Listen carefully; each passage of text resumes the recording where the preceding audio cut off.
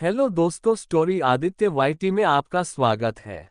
Mister tycoons cry baby part 3 chapter 21। मैं छोटे बच्चों को नहीं धमकाता। यह आवाज जैसे ही चंचल के कानों में पड़ी, उसने तुरंत ही अपनी आंखें खोलकर उसे देखने लगी और उसके चेहरे पर 440 वोल्ट की मुस्कान थी। बिना किसी चेतावनी के तुरंत ही विधांश की बाहों में चली गई और उसके गले में हाथ डालकर बड़े ही मासूमियत से बोली, हैंडसम हनी, मुझे पता है आप मुझे हर्ट नहीं करोगे।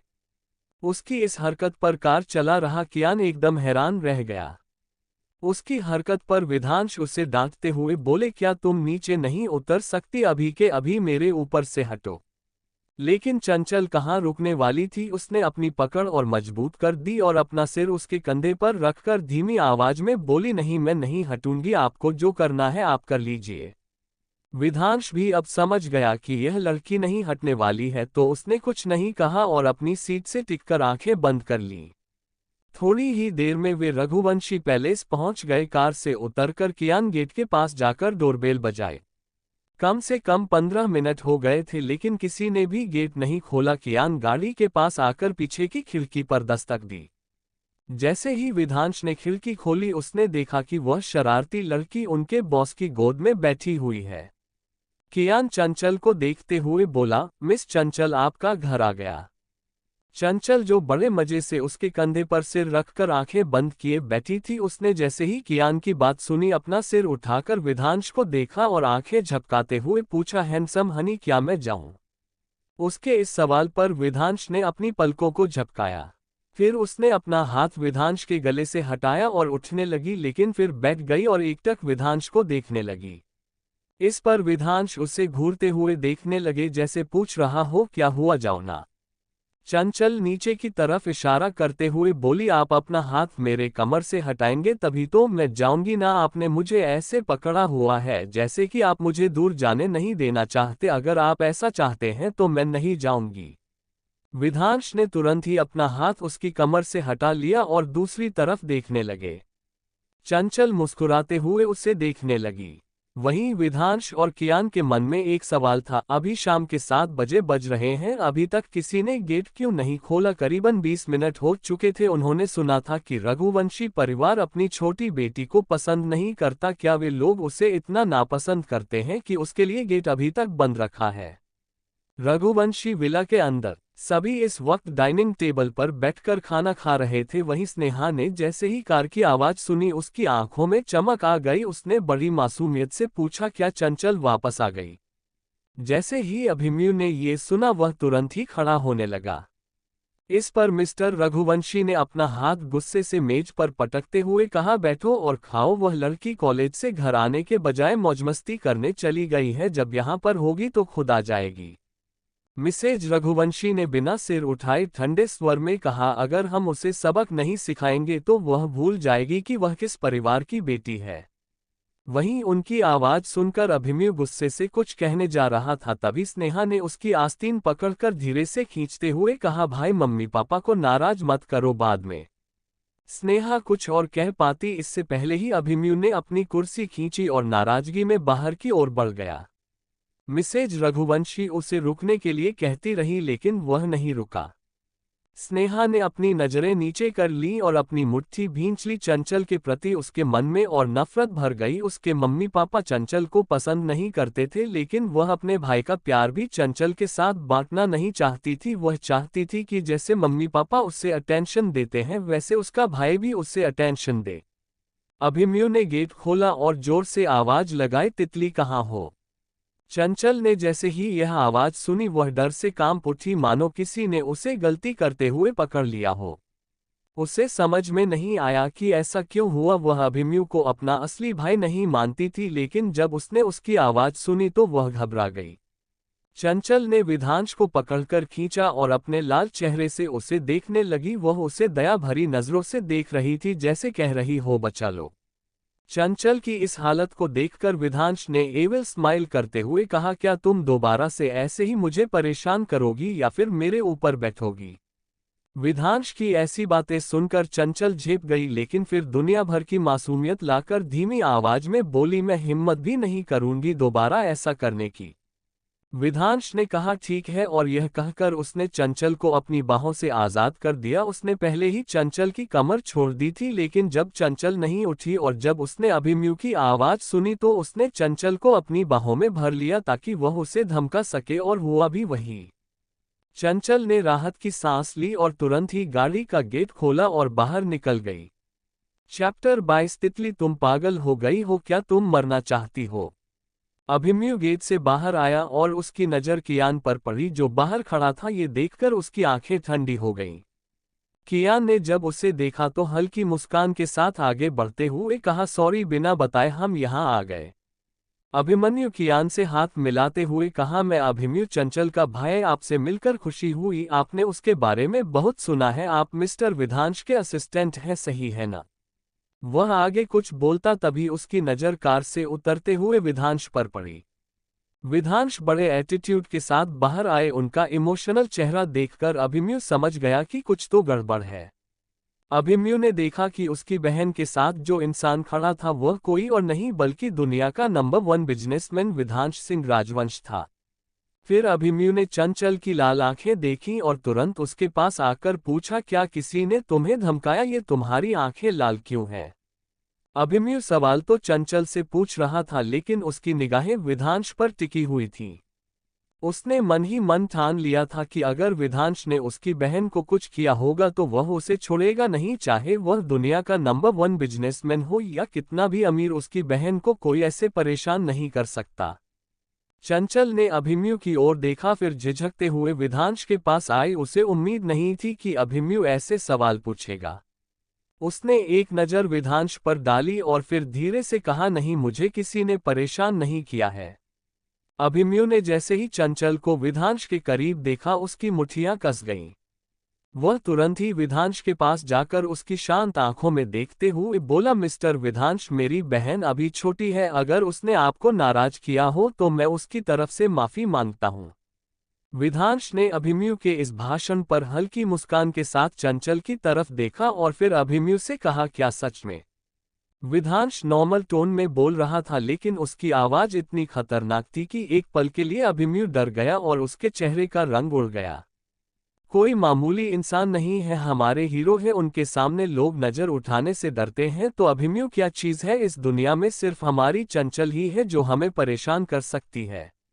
अभिमन्यु ने खुद को संभालते हुए नॉर्मल टोन में बोला, देखिए सर, मुझे नहीं पता कि मेरी बहन आपसे कैसे मिली, लेकिन मेरी बहन आपकी दुनिया के लिए बिल्कुल नहीं बनी है, चाहे कोई भी कारण हो। अब अभिमन्यु अपनी तितली को विधांश के साथ नहीं देखना चाहता था।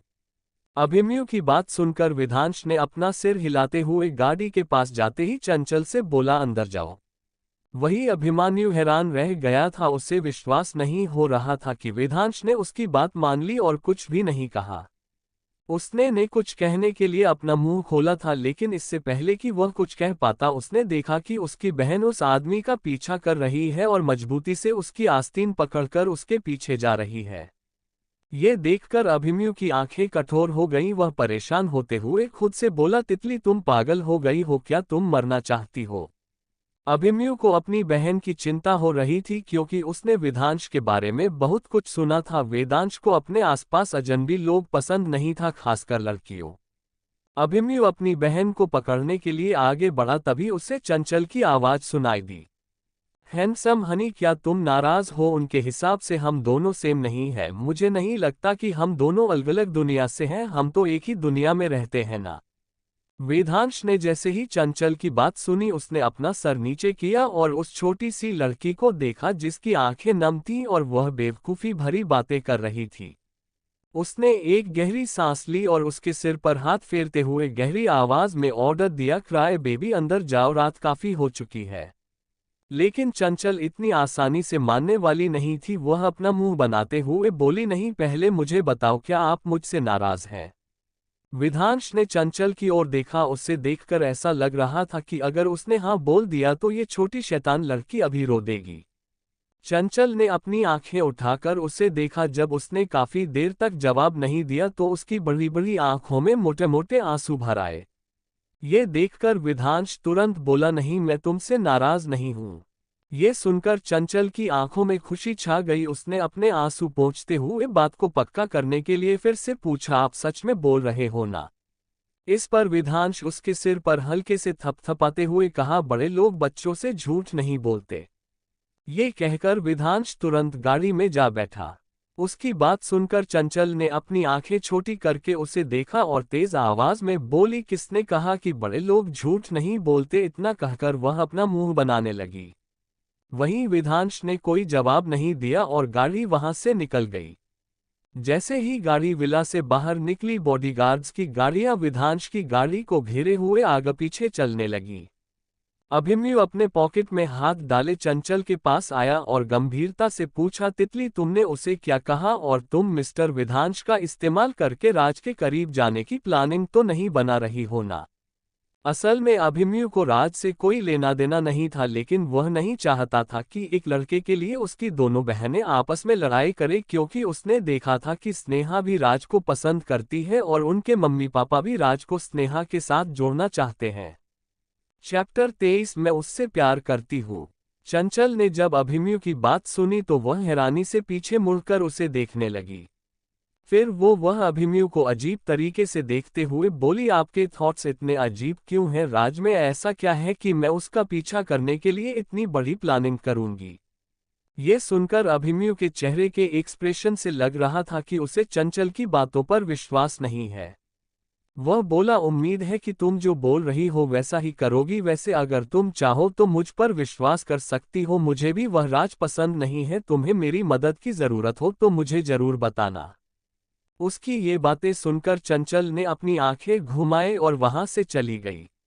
अचानक से विधांश के बारे में याद करके अभिमन्यु चेहरा गुस्से से लाल हो गया। वह चंचल के पीछे चलते हुए बोला, अगर तुम्हें राज पसंद नहीं है तो तुम्हें कौन पसंद है? उसका वह अंकल है। तितली तुम वाकई बहुत बहादुर हो। तुम्हें पता है ना कि उसे पाना कितना मुश्किल है, फिर भी तुम कोशिश कर रही हो।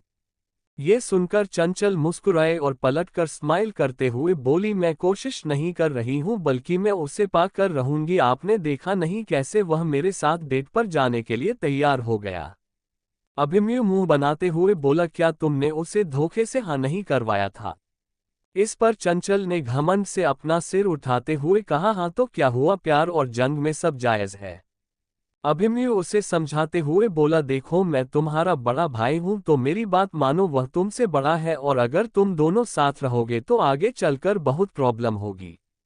इस पर चंचल ने कोई रिएक्ट नहीं किया और मुड़कर जाते हुए बोली, चाहे जो हो लेकिन वह मुझे पसंद है। उसे जाते हुए देखकर अभिमन्यु ने अपना सिर हिलाया, क्योंकि उसे पता था कि अब उसकी बहन उसकी बात नहीं मानने वाली है। उसका जो मन होगा वही करेगी। उसका काम था उसे समझाना। लेकिन कुछ याद करके वो गुस्से में चलते हुए बोला, देखो तुम उसे नाम से नहीं बुला सकती हो। क्या उसे हैंडसम हनी कहना जरूरी है? तुम तो मुझे भाई भी नहीं बुलाती हो, ना ही मेरे नाम से बुलाती हो। क्या ये गलत बात नहीं है?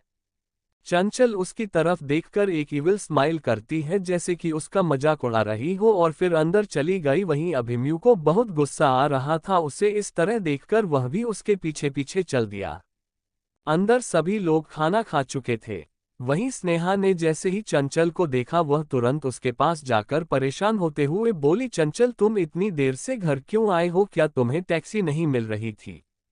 चंचल ने भी उसी तरह जवाब दिया, हाँ बहन तुम बिल्कुल सही कह रही हो। गाड़ी लेकर तो तुम आ गई थी, इसलिए टैक्सी नहीं मिली तो मैं पैदल आई हूँ, इसी वजह से इतनी देर हो गई। चंचल ये सब बहुत ही मासूमियत से बोल रही थी, जैसे कि वह सच कह रही हो। ये सुन स्नेहा उसे गुस्से से देखने लगी। वे दोनों बातें कर रहे थे कि तभी अभिमन्यु घर के अंदर आया और एक मेड को देखते हुए बोला, आंटी तितली के लिए कुछ बना दीजिए। वहीं मिसेज रघुवंशी जो सोफे पर बैठकर टीवी देख रही थी, उन्होंने जैसे ही अभिमन्यु की बात सुनी वह गुस्से में रिमोट पटकते हुए बोली, अभी इस घर में कुछ नहीं बनेगा। मैंने पहले ही कहा था अगर वह लड़की कॉलेज से सीधे घर नहीं आई तो ऐसे ही भूखा रहना पड़ेगा। वहीं चंचल को इस सब से कोई फर्क नहीं पड़ रहा था, वह वहां से जाने लगी। अभिमन्यु मिसेज रघुवंशी से रिक्वेस्ट करते हुए कहा, माँ इस बार तितली को माफ कर दीजिए, वह दोबारा ऐसा नहीं करेगी। मिसेज रघुवंशी ने सख्ती से कहा, तुम्हें पूरा यकीन है कि वह ऐसा नहीं करेगी? यह अपनी उम्र से पहले ही बदतमीज होती जा रही है। क्या ये इसके संस्कार हैं? इससे कॉलेज के बाद सीधे घर आना चाहिए था, लेकिन इधर उधर घूम रही थी, न जाने किस गुंडे साथ घूम रही थी। एक दिन यह जरूर मुंह काला करवा कर आएगी। इस पर अभिमन्यु गुस्से से बोला, माँ आप ऐसा कैसे बोल सकती हैं? वह आपकी बेटी है। अभिमन्यु की आंखें इस वक्त बहुत ही ठंडी थी। वह मिसेज रघुवंशी को ऐसे देख रहा था जैसे कोई अजनबी हो। उसे विश्वास नहीं हो रहा था कि यह उसकी माँ है जो अपनी दोनों बेटियों के बीच में इतना भेदभाव करती है। एक बेटी चाहे जितनी देर बाहर रह सकती है और दूसरी को घर के बाहर कदम रखने की इजाजत नहीं। एक माँ अपनी बेटी के लिए ऐसे शब्द कैसे कह सकती है? वहां का माहौल बहुत ही ज्यादा तनावपूर्ण हो गया था। चंचल जो सीढ़ियों पर बस चढ़ने वाली थी, उसने जैसे ही मिसेज रघुवंशी की बात सुनी, वह पीछे मुड़कर मुस्कुराते हुए बोली, आप मेरे बारे में कुछ भी सोच सकती हैं, मुझे कोई फर्क नहीं पड़ता। वहीं वह सोच रही थी कि अगर उसका हैंडसम हनी अपने लिए गुंडा शब्द सुन लेता तो उसका क्या रिएक्शन होता। चंचल की बातें सुनकर मिसेज रघुवंशी का गुस्सा और भी बढ़ गया। वह अपने दांत पीसते हुए बोली, अगर मुझे पता होता कि मैं तुम्हारे जैसे बदकिस्मत बच्चों को जन्म देने वाली हूं तो मैं तुम्हें जन्म देने से पहले ही खत्म कर देती। तभी बीच में स्नेहा बोली, मां नाराज मत होइए। फिर वह चंचल की तरफ देखकर बोली, चंचल जवाब देना बंद करो और मां से माफी मांगो, तुम ऐसे उनसे बात नहीं कर सकती हो। चंचल ने उन दोनों को एक नज़र देखा और बिना कुछ कहे वहां से सीढ़ियों से होते हुए चली गई। अभिमन्यु अपनी भौहें चढ़ाकर स्नेहा को देख रहा था, फिर ठंडी आवाज में बोला, स्नेहा क्या तुम नहीं जानती कि चंचल किसके साथ थी? अभिमन्यु की बात सुनकर स्नेहा घबरा गई। वह अपनी उंगलियों को एक दूसरे में फंसाते हुए धीरे से मिसेज रघुवंशी की तरफ झुक गई। फिर उसने खुद को संभाला और मासूमियत से अभिमन्यु की तरफ देखकर बोली, भाई मुझे कैसे पता होगा कि चंचल कहाँ गई थी और किसके साथ गई थी? अभिमन्यु ने उसके चेहरे के एक्सप्रेशन देखकर पता लगा लिया था कि उसे पता है कि चंचल किसके साथ थी। उसने कुछ भी नहीं कहा और अपने कमरे में जाने लगा।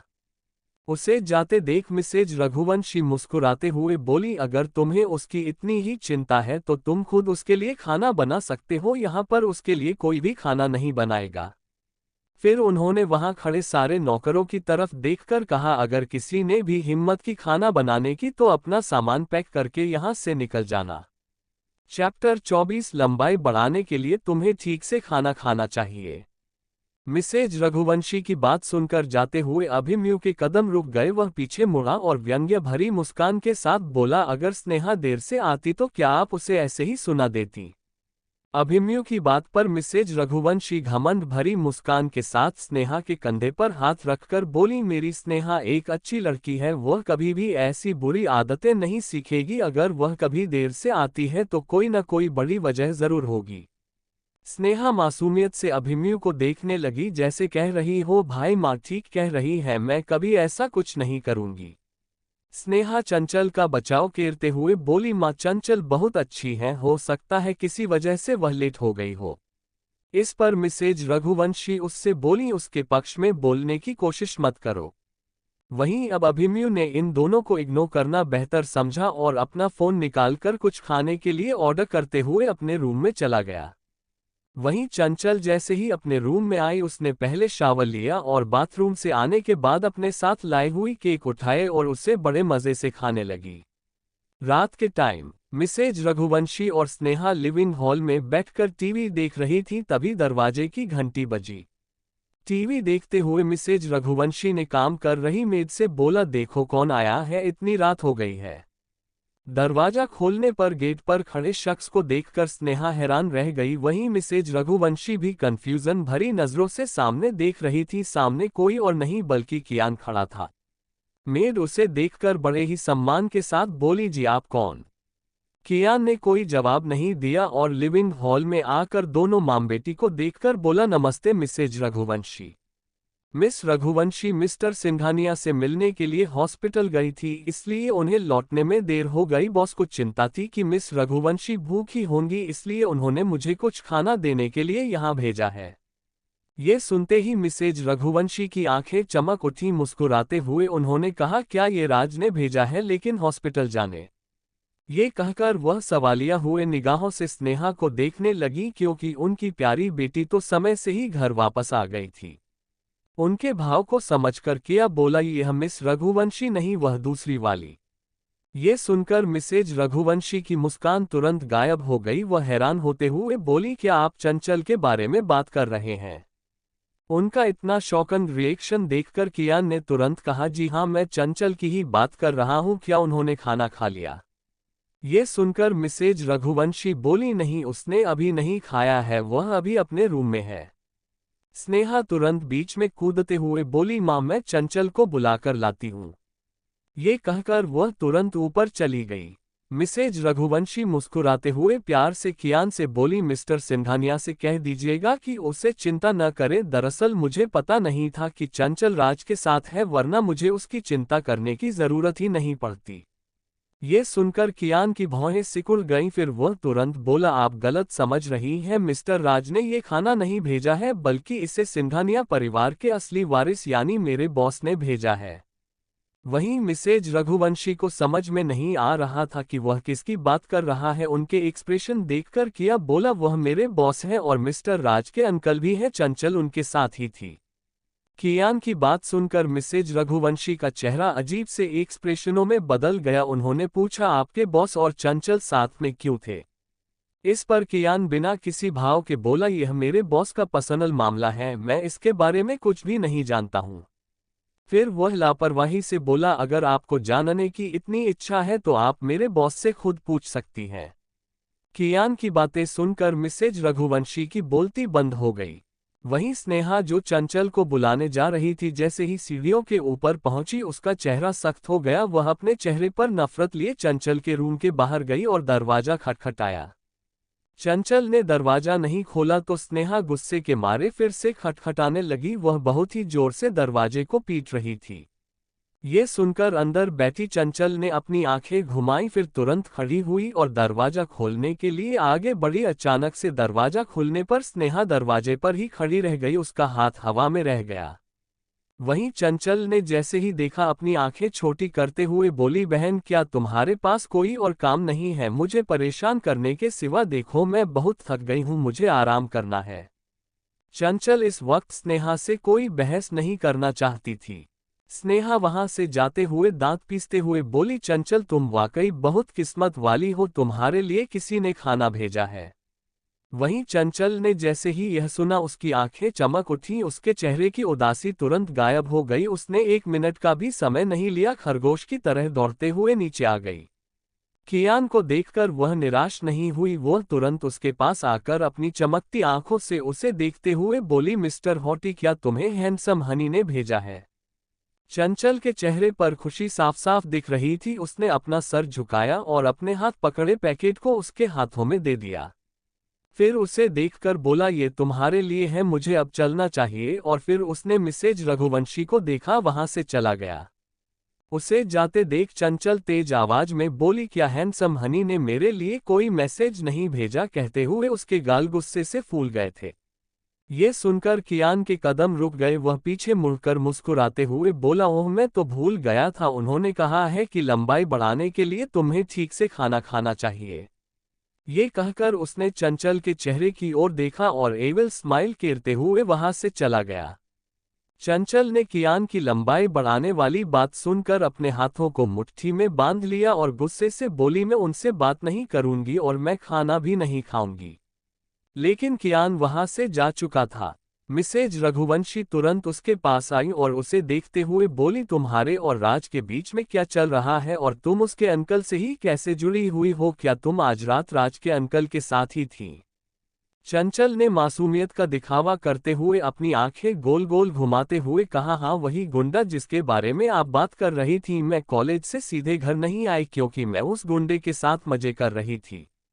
मिसेज रघुवंशी चंचल को गुस्से में देखने लगी, फिर उसके हाथ में पड़े बैग की ओर देखा। उन्हें इस वक्त बहुत ही ज्यादा गुस्सा आ रहा था, लेकिन वह अपना गुस्सा अभी दिखा नहीं सकती थी। तभी वहां पर मिस्टर रघुवंशी आए। उन्होंने चंचल की बात सुन ली थी और कियान को भी देख लिया था। उन्होंने गुस्से में कहा, गुंडा, ये तुम लोग क्या मजाक कर रहे हो? श्रीमती रघुवंशी ने जैसे ही अपने हस्बैंड के गुस्से वाले चेहरे को देखा तो वह घबरा गई और तुरंत बोली, मुझे नहीं पता था कि वह राज के अंकल के साथ थी और उसने मुझे ये बात बताई भी नहीं थी। चंचल ने अपना सिर ऊंचा किया, दोनों को देखा और अपने हाथ में पकड़े बैग को कसते हुए थोड़ी तेज आवाज में बोली, आपने मुझसे पूछा भी नहीं और घर के अंदर आते ही मुझे डांटना शुरू कर दिया। मुझे तो ऐसा लगता है कि आपने मुझे जन्म नहीं दिया है बल्कि मुझे अपना दुश्मन मानती हैं, हर बात पर मुझे दोषी ठहराती रहती हैं। मुझे समझ में नहीं आता कि मैं अपने ही घर में सांस भी कैसे लूं। आखिरकार मैं जो भी करती हूं वह आपकी नज़रों में गलत होता है, अगर ऐसा है तो। चंचल ने अपने शब्द अधूरे छोड़ दिए क्योंकि अब उसके गले से आवाज नहीं निकल रही थी। उसकी आंखें आंसुओं से भारी हो गई थीं और उसने उन दोनों को नहीं दिखाया, लेकिन वह उनके व्यवहार से बहुत आहत थी। फिर किसी तरह हिम्मत जुटाते हुए वह बोली, मैं क्या करती हूँ इससे आपको कोई मतलब नहीं होना चाहिए। मिसेज रघुवंशी ने गुस्से में कहा, तुम यहीं रुक जाओ, तुमसे ऐसे बात करने की हिम्मत कैसे हुई।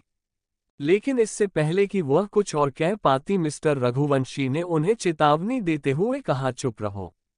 वहीं चंचल वहां और रुकना नहीं चाहती थी तो वह तुरंत ही वहां से भाग गई। उसके जाते ही मिस्टर रघुवंशी ने मिसेज रघुवंशी की ओर देखा और गुस्से से बोले, तुम मुझसे इस तरह कैसे बात कर सकती हो। अगर यह बात बाहर फैल गई तो लोग क्या कहेंगे, हमारे खानदान का नाम खराब होगा। क्या तुम्हें नहीं लगता कि तुम्हें अपने शब्दों को समझकर बोलना चाहिए। मिसेज रघुवंशी अब चुप नहीं रहते हुए कहा, हाँ, मेरे शब्दों से हमारा खानदान शर्मिंदा होता है, लेकिन वह जो कर रही है, अगर किसी ने उसे अलग अलग लोगों के साथ घूमते देख लिया तो लोग क्या कहेंगे, ऊपर से वो इतने बड़े उम्र के लड़के के साथ घूम रही है। मिस्टर रघुवंशी ने अपनी आवाज धीमी करते हुए कहा, मैं यह नहीं कह रहा हूं कि वह सही कर रही है, लेकिन ध्यान रखना कि भविष्य में ऐसे शब्दों का इस्तेमाल मत करना। अगर यह बात मिस्टर विधांश तक पहुंच गई तो इसका अंजाम अच्छा नहीं होगा। फिर वह स्नेहा की ओर मुड़कर बोले, स्नेहा, क्या तुम जानती हो कि चंचल मिस्टर विधांश से कब मिली। स्नेहा ने ये सुनकर एक पल के लिए चौंकते हुए कहा, दादा, मुझे बस इतना याद है कि जब हम रिजॉर्ट गए थे तो वह मिस्टर विधांश से मिली थी, इसके अलावा मुझे और कुछ नहीं पता। फिर कड़वी मुस्कान के साथ स्नेहा बोली, डैड, चंचल को कुछ मिसअंडरस्टैंडिंग हो गई है, इसी वजह से हम ज्यादा बातें नहीं करते हैं। उसकी बात सुनकर मिस्टर रघुवंशी ने सिर हिलाते हुए कहा, ठीक है, अब से उस पर नजर रखना, अगर वह दोबारा मिस्टर विधांश से मिलती है तो। स्नेहा ने अपने होंठ काटे और धीरे से बोली, मुझे लगता है कि माँ सही कह रही है। मिस्टर विधांश को चंचल जैसी लड़की में कैसे दिलचस्पी हो सकती है जो उनसे छोटी है। इसके अलावा राज को पहले से ही इस बारे में पता है और इस पर चंचल के साथ उसकी बहुत बड़ी बहस हुई थी, अगर यह बात बाहर आए तो। इतना कहकर स्नेहा अपने डैड के चेहरे के हाव भाव देखने लगी। मिस्टर रघुवंशी ने कुछ नहीं कहा और उन दोनों को लेकर बोले, चलो सो जाओ, इस बारे में हम बाद में बात करेंगे। इतना कहकर मिस्टर रघुवंशी अपने रूम में चले गए। वहीं अभिमन्यु, जो अपने रूम की बालकनी में खड़ा होकर यह सब देख रहा था, नीचे आया। तभी एक मेड अपने हाथ में पकड़े खाने के पैकेट को देखा, फिर उन लोगों के पास आकर बोली, मैडम, ये। मिसेज रघुवंशी ने पैकेट खोलकर देखा, फिर उसकी नज़र अभिमन्यु पर गई और वह उसे बहुत ही गुस्से से देखने लगी। लेकिन अभिमन्यु ने कोई ध्यान नहीं दिया। उसने खाना चंचल के लिए मंगाया था, लेकिन चंचल को पहले ही खाना मिल चुका था। फिर उसने अपनी माँ और स्नेहा को देखकर कहा, मुझे खाने का मन नहीं है, अगर आप लोग खाना चाहते हैं तो खा सकते हैं। इतना कहकर वह चला गया। मिसेज रघुवंशी ने कहा, मेरा खाने का मूड नहीं है, इसे बाहर फेंक दो। इतना कहकर वह भी चली गई। इस पर नौकर को लगा कि खाना व्यर्थ हो जाएगा, इसलिए उसने स्नेहा से पूछा, बड़ी मिस, क्या आप कुछ खाना चाहेंगी। ये सुनते ही स्नेहा जोर जोर से हंसने लगी। मेड ने असमंजस में अपनी आंखें उठाईं और अजीब तरीके से स्नेहा को देखने लगी। स्नेहा शांत हुई और दांत पीसते हुए बोली, क्या तुमने नहीं सुना कि माँ ने क्या कहा, और इस तरह का कचरा खाना खाने से मैं मोटी हो जाऊंगी, इसे जाकर फेंक दो। वह ऐसा कुछ क्यों खाती जो चंचल नहीं खा रही थी, यह उसके लिए कचरा ही था। वहीं चंचल अपने रूम में बैठी सामने रखे खाने को घूर रही थी। उसने तुरंत ही अपना फोन उठाया और मैसेज किया। मैसेज सेंड करने के बाद उसके चेहरे पर एक संतुष्टि भरी मुस्कान आई, फिर वह बड़े मजे से खाना खाने लगी। चैप्टर 25, शैतानी मत करना। अगली सुबह चंचल तैयार होकर नीचे आई, डाइनिंग टेबल पर बैठ गई और अपना बैग बगल वाली चेयर पर रख दिया। उसने एक नज़र सामने बैठे मिस्टर रघुवंशी पर डाली और देखा कि उनके बगल में स्नेहा बैठी थी। मिस्टर रघुवंशी हेड चेयर पर बैठे थे। चंचल ने महसूस किया कि उसकी मौजूदगी से मिसेज रघुवंशी की आंखों में उसके प्रति नफरत साफ साफ झलक रही थी। तभी अभिमन्यु नीचे आया। उसने सभी को गुड मॉर्निंग विश किया और नाश्ता अपनी प्लेट में परोसने लगा। चंचल ने एक उबला हुआ अंडा उठाया और प्लेट में रखकर उसे छीलने लगी, लेकिन उसने ज्यादा जोर लगा दिया जिससे अंडा फूट गया। ये देखकर चंचल ने अजीब तरीके से मुंह बनाया, जैसे कह रही हो क्या यह इतना नाजुक है कि मेरे छूने से ही टूट गया। अभिमन्यु जो उसके बगल में बैठा था उसकी हरकत देखकर धीरे से बोला, बेवकूफ लड़की। फिर उसने एक अंडा छीलकर चंचल के सामने रख दिया और उसे खाने के लिए कहा। स्नेहा ये देखकर जलन से लाल हो गई और बड़ी मासूमियत से अभिमन्यु से बोली, भाई क्या आप मेरे लिए भी एक अंडा छील दोगे? इस पर मिसेज रघुवंशी तुरंत बोली, बेटा मैं कर देती हूँ, तुम्हारे भाई को तुम्हारी कोई चिंता नहीं है, उसे बस अपनी छोटी बहन से मतलब है, पर तुम दुखी मत हो, मैं हूं ना तुम्हारे साथ। इससे पहले ही अभिमन्यु ने एक अंडा छीलकर स्नेहा की प्लेट में रख दिया। फिर अभिमन्यु ने चंचल की तरफ देखा जो अभी भी अंडा को चाकू से कटने की कोशिश कर रही थी। ये देखकर अभिमन्यु ने उसकी प्लेट ली और अंडे को छोटे छोटे टुकड़ों में काटकर उसके सामने रखते हुए बोला, अच्छे से खाओ, लंबाई बढ़ाने के लिए प्रोटीन की जरूरत है। जैसे ही चंचल ने ये सुना उसने अपनी आंखें छोटी करके उसकी तरफ देखा, जैसे कह रही हो आप हमेशा मेरी हाइट के पीछे क्यों पड़े रहते हैं। अभिमन्यु जो अभी भी उसकी तरफ देख रहा था, फिर उसने एक टिश्यू पेपर लिया और अपना हाथ साफ करके खड़ा होते हुए बोला, मैं चलता हूं, मुझे ऑफिस के लिए लेट हो रहा है। फिर उसने स्नेहा की तरफ देखकर कहा, मैं जा रहा हूं, लेकिन तुम दोनों अच्छे से नाश्ता करना और अच्छा बिहेव करना। स्नेहा ने जब देखा कि अभिमन्यु उसकी तरफ देख रहा है तो मुस्कराते हुए बोली, भाई आप आराम से जाए, हम दोनों अच्छे से नाश्ता करेंगे और मैं कॉलेज में भी ध्यान रखूंगी। अभिमन्यु पलटने ही वाला था कि चंचल को देखकर रुक गया। उसने अपना हाथ उठाकर चंचल के सिर पर उसके बालों को बिगाड़ दिया। उसकी इस हरकत पर चंचल अपने गाल फुलाते हुए गुस्से से उसे देखा। अभिमन्यु को वह इस वक्त बहुत प्यारी लग रही थी, जैसे एक छोटी सी बिल्ली। चंचल ने इतने मेहनत से बाल सांवरे अभिमन्यु ने उन्हें ऐसा बिगाड़ दिया कि वे बिल्कुल चिड़िया के घोंसले जैसे दिखने लगे। चंचल ने अपनी शिकायत भरी नजरों से उसे देखा। अभिमन्यु ने एक बार फिर से उसके बालों पर हाथ फिराते हुए कहा, कोई शैतानी मत करना। चंचल उसे ऐसे घूर रही थी जैसे कह रही हो, क्या मैं कभी कोई शैतानी करती हूँ जो आप मुझे ऐसी सलाह दे रहे हैं, और मेरे बालों का जो हाल किया है उसका बदला मैं लेकर रहूंगी। अभिमन्यु ने उसकी आंखों में अपने लिए धमकी को महसूस कर लिया था। उसने उसके गालों को खींचते हुए कहा, अपने छोटे से दिमाग को पढ़ाई में लगाओ, मुझे परेशान करने के लिए इसका इस्तेमाल मत करो, मैं तुमसे बड़ा हूं और मैं कुछ भी कर सकता हूं। ये कहकर वह तुरंत ही वहां से चल पड़ा। वहीं स्नेहा उन्हें इतने करीब देखकर जलन महसूस कर रही थी। उसे समझ में नहीं आ रहा था कि ये दोनों इतने करीब कैसे आ गए। चंचल ने एक गिलास दूध उठाया और उसे एक ही बार में पी लिया, फिर अपना बैग उठाकर तुरंत दरवाजे की ओर चल पड़ी। जैसे ही स्नेहा ने देखा कि वो अभिमन्यु की ओर जा रही है, उसने अपने होंठ काटे और तुरंत खड़ी होकर वहां से भागते हुए बोली, मॉम डैड मैं जा रही हूं, बाय। उसे भागते हुए देख मिसेज रघुवंशी हंसते हुए बोली, बेटा धीरे क्यों भाग रही हो और अपना ख्याल रखना। स्नेहा भी अपना हाथ हिलाते हिलाते चंचल के पीछे पीछे बाहर आई। उसने देखा कि चंचल दूसरी कार में पहले से ही बैठी हुई है और अभिमन्यु वहां से निकल चुका है। स्नेहा भी जाकर कार में बैठ गई और पूरे रास्ते चंचल को खिड़की के बाहर देखते हुए देखा। कुछ देर बाद वे कॉलेज पहुंची। स्नेहा अपने क्लास की तरफ बढ़ गई और चंचल अपनी क्लास की ओर। चंचल जैसे ही अपने क्लास के दरवाजे के पास पहुंची, उसकी नजर एक खूबसूरत और चमकदार चेहरे पर पड़ी, जिसे देखकर उसके चेहरे पर एक मुस्कान आ गई। वह तुरंत जाकर अपनी सीट पर बैठ गई। उसके बगल में उसी की उम्र की एक बहुत ही खूबसूरत लड़की बैठी थी, जिसका नाम शालू है। शालू चंचल की बहुत क्लोज फ्रेंड है। चंचल के बैठते ही शालू ने उसका हाथ पकड़ लिया और उत्सुकता से बोली, जल्दी से मुझे बताओ, क्या तुमने कल कॉलेज के गेट के बाहर किसी को मारा था? चंचल ने लापरवाही से जवाब दिया, हाँ।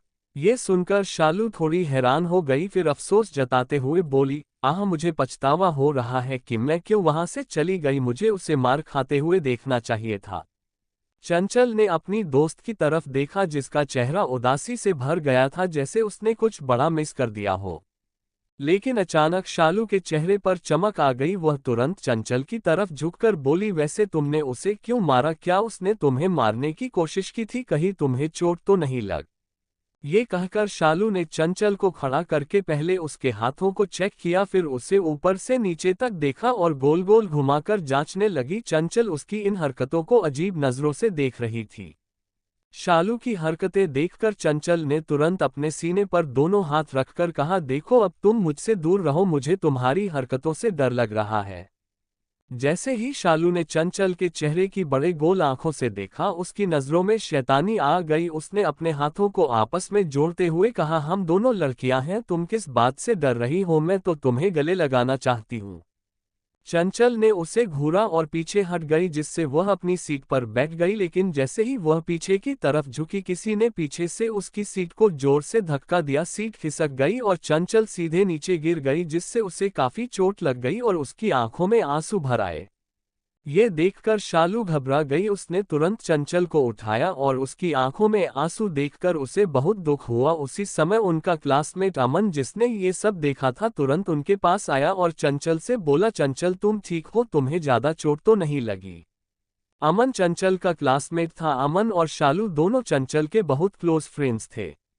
अब उन तीनों ने पीछे की तरफ देखा तो उनका क्लासमेट शान खड़ा हुआ था, जो चंचल को देखकर एक इविल स्माइल कर रहा था। ये देखकर चंचल की मुट्ठियां कस गईं और वह दांत पीसते हुए उसे घूरने लगी। शान अपनी इविल स्माइल के साथ डेस्क पर बैठा हाथों को अपने पैरों पर रखकर थोड़ा झुक गया और चंचल की आंखों में देखते हुए बोला, तुम कितनी नाजुक हो। अमन शान पर गुस्सा केरते हुए बोला, तुम ऐसा कैसे कर सकते हो? एक लड़की को परेशान करने के लिए खुद को इतना नीचे कैसे गिरा सकते हो? तब तक क्लास में लगभग सभी लोग आ चुके थे और एक तरफ खड़े होकर यह नज़ारा देख रहे थे। कोई भी शान से पंगा नहीं लेना चाहता था, क्योंकि वह कॉलेज का गुंडा था। जैसे ही शान ने अमन की बात सुनी, वह गुस्से से उसकी तरफ देखने लगा, जिससे अमन की हालत खराब हो गई। अमन और चंचल की हालत देखकर शान अपनी जीत पर हंस रहा था। अचानक से कमरे में एक जोरदार थप्पड़ की आवाज गूंज गई। सभी ने अपने मुंह पर हाथ रखकर यह नजारा देखने लगे। थप्पड़ की वजह से शान का चेहरा एक तरफ झुक गया और उसके होठों से खून निकल आया। उसने अपने खून को साफ किया और नजर घुमाकर देखा तो चंचल उसे गुस्से से देख रही थी। पर अचानक से चंचल के चेहरे का एक्सप्रेशन बदल गया और उसने खुद को एक बेचारी की तरह दिखाने की कोशिश की, जैसे कि उसे बहुत ज्यादा चोट लगी हो। शालू तुरंत उसके पास आई, उसका हाथ पकड़कर उसे पीछे खींच लिया और उसके चेहरे को देखकर हैरानी से बोली, बेब तुम बहुत ज्यादा एग्रेसिव नहीं हो गई हो? जैसे ही शालू ने चंचल को पकड़ा, चंचल शान को घूरने लगी।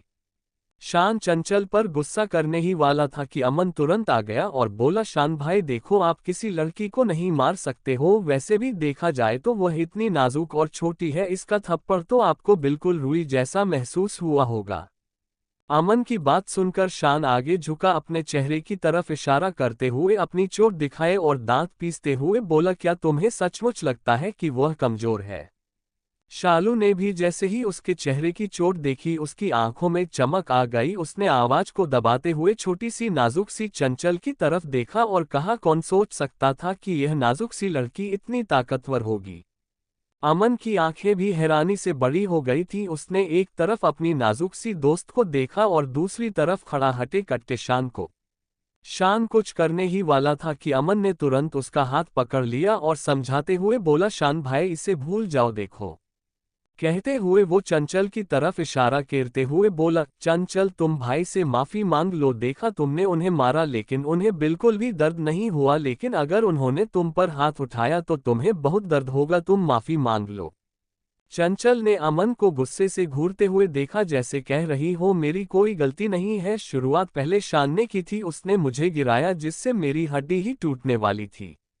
लेकिन अमन ने उसे अपनी आंखों से माफी मांगने के लिए कहा। इस पर चंचल दांत पीसते हुए बोली, मैंने कुछ गलत नहीं किया, मैं माफी नहीं मांगूंगी। अगर तुम इतने महान हो तो मेरी जगह तुम माफी मांग लो। उसी समय शान ने चंचल के गुस्से भरे चेहरे को देखकर शांति से सीट पर बैठ गया और उसे देखने लगा। चंचल के चेहरे पर गुस्सा साफ नजर आ रहा था, लेकिन वह बहुत प्यारी लग रही थी, जैसे कोई बिल्ली का बच्चा बड़ा होने से पहले ही अपने पंजे दिखाना शुरू करता है। चंचल का बिहेवियर उसे ऐसा ही लग रहा था। अमन ने फिर से एक बार कहा, शान भाई चुप रहो। शान ने उसे चेतावनी देते हुए अपनी ठंडी नजरों से देखा। अमन ने तुरंत ही अपना मुंह बंद कर लिया और जिप बंद करने का नाटक किया, जैसे कह रहा हो कि अब वह कुछ नहीं बोलेगा। शान ने चंचल को देखकर कहा, ठीक है, अगर तुम लड़ना चाहती हो तो हम एक जगह डिसाइड कर लेते हैं, फिर आराम से लड़ेंगे। शालू ने ये सुनकर अपनी आंखें घुमाई और शान को देखकर बोली, ईशान क्या तुम सीरियस हो? अगर तुमने किसी लड़की को मारा तो मैं अब तुम्हारी इज्जत नहीं करूंगी। क्या तुम्हें लगता है कि मुझे परवाह है? शान ने लापरवाही से शालू को देखकर कहा। चंचल ने बिना पीछे देखे अपनी बुक बंद की और शान की तरफ देखकर बोली, ठीक है, हम रूल्स डिसाइड करते हैं। अगर मैं हार गई तो तुम्हें मुझे अपना बड़ा भाई मानना होगा। चंचल की बात सुनकर अमन हैरान रह गया और वह सारे स्टूडेंट्स भी जो एक साइड में खड़े होकर यह सब देख रहे थे। उन्हें लगा कि चंचल ने अपना मानसिक संतुलन खो दिया है। क्या वह वाकई इतनी हिम्मतवर थी कि न केवल इस कॉलेज के गुंडे से लड़ रही थी बल्कि उसके सामने ये शर्त भी रख रही है?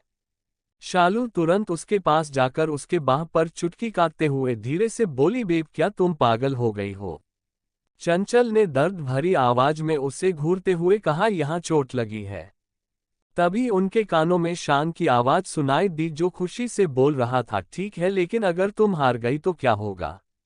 इस पर चंचल बोली, जो तुम चाहते हो। माहौल एकदम गंभीर होता चला जा रहा था। तभी एक लड़की ने चुपके से यह फोटो खींचकर स्नेहा को भेज दिया और उसके साथ मैसेज किया कि आपकी बहन शान से लड़ने जा रही है।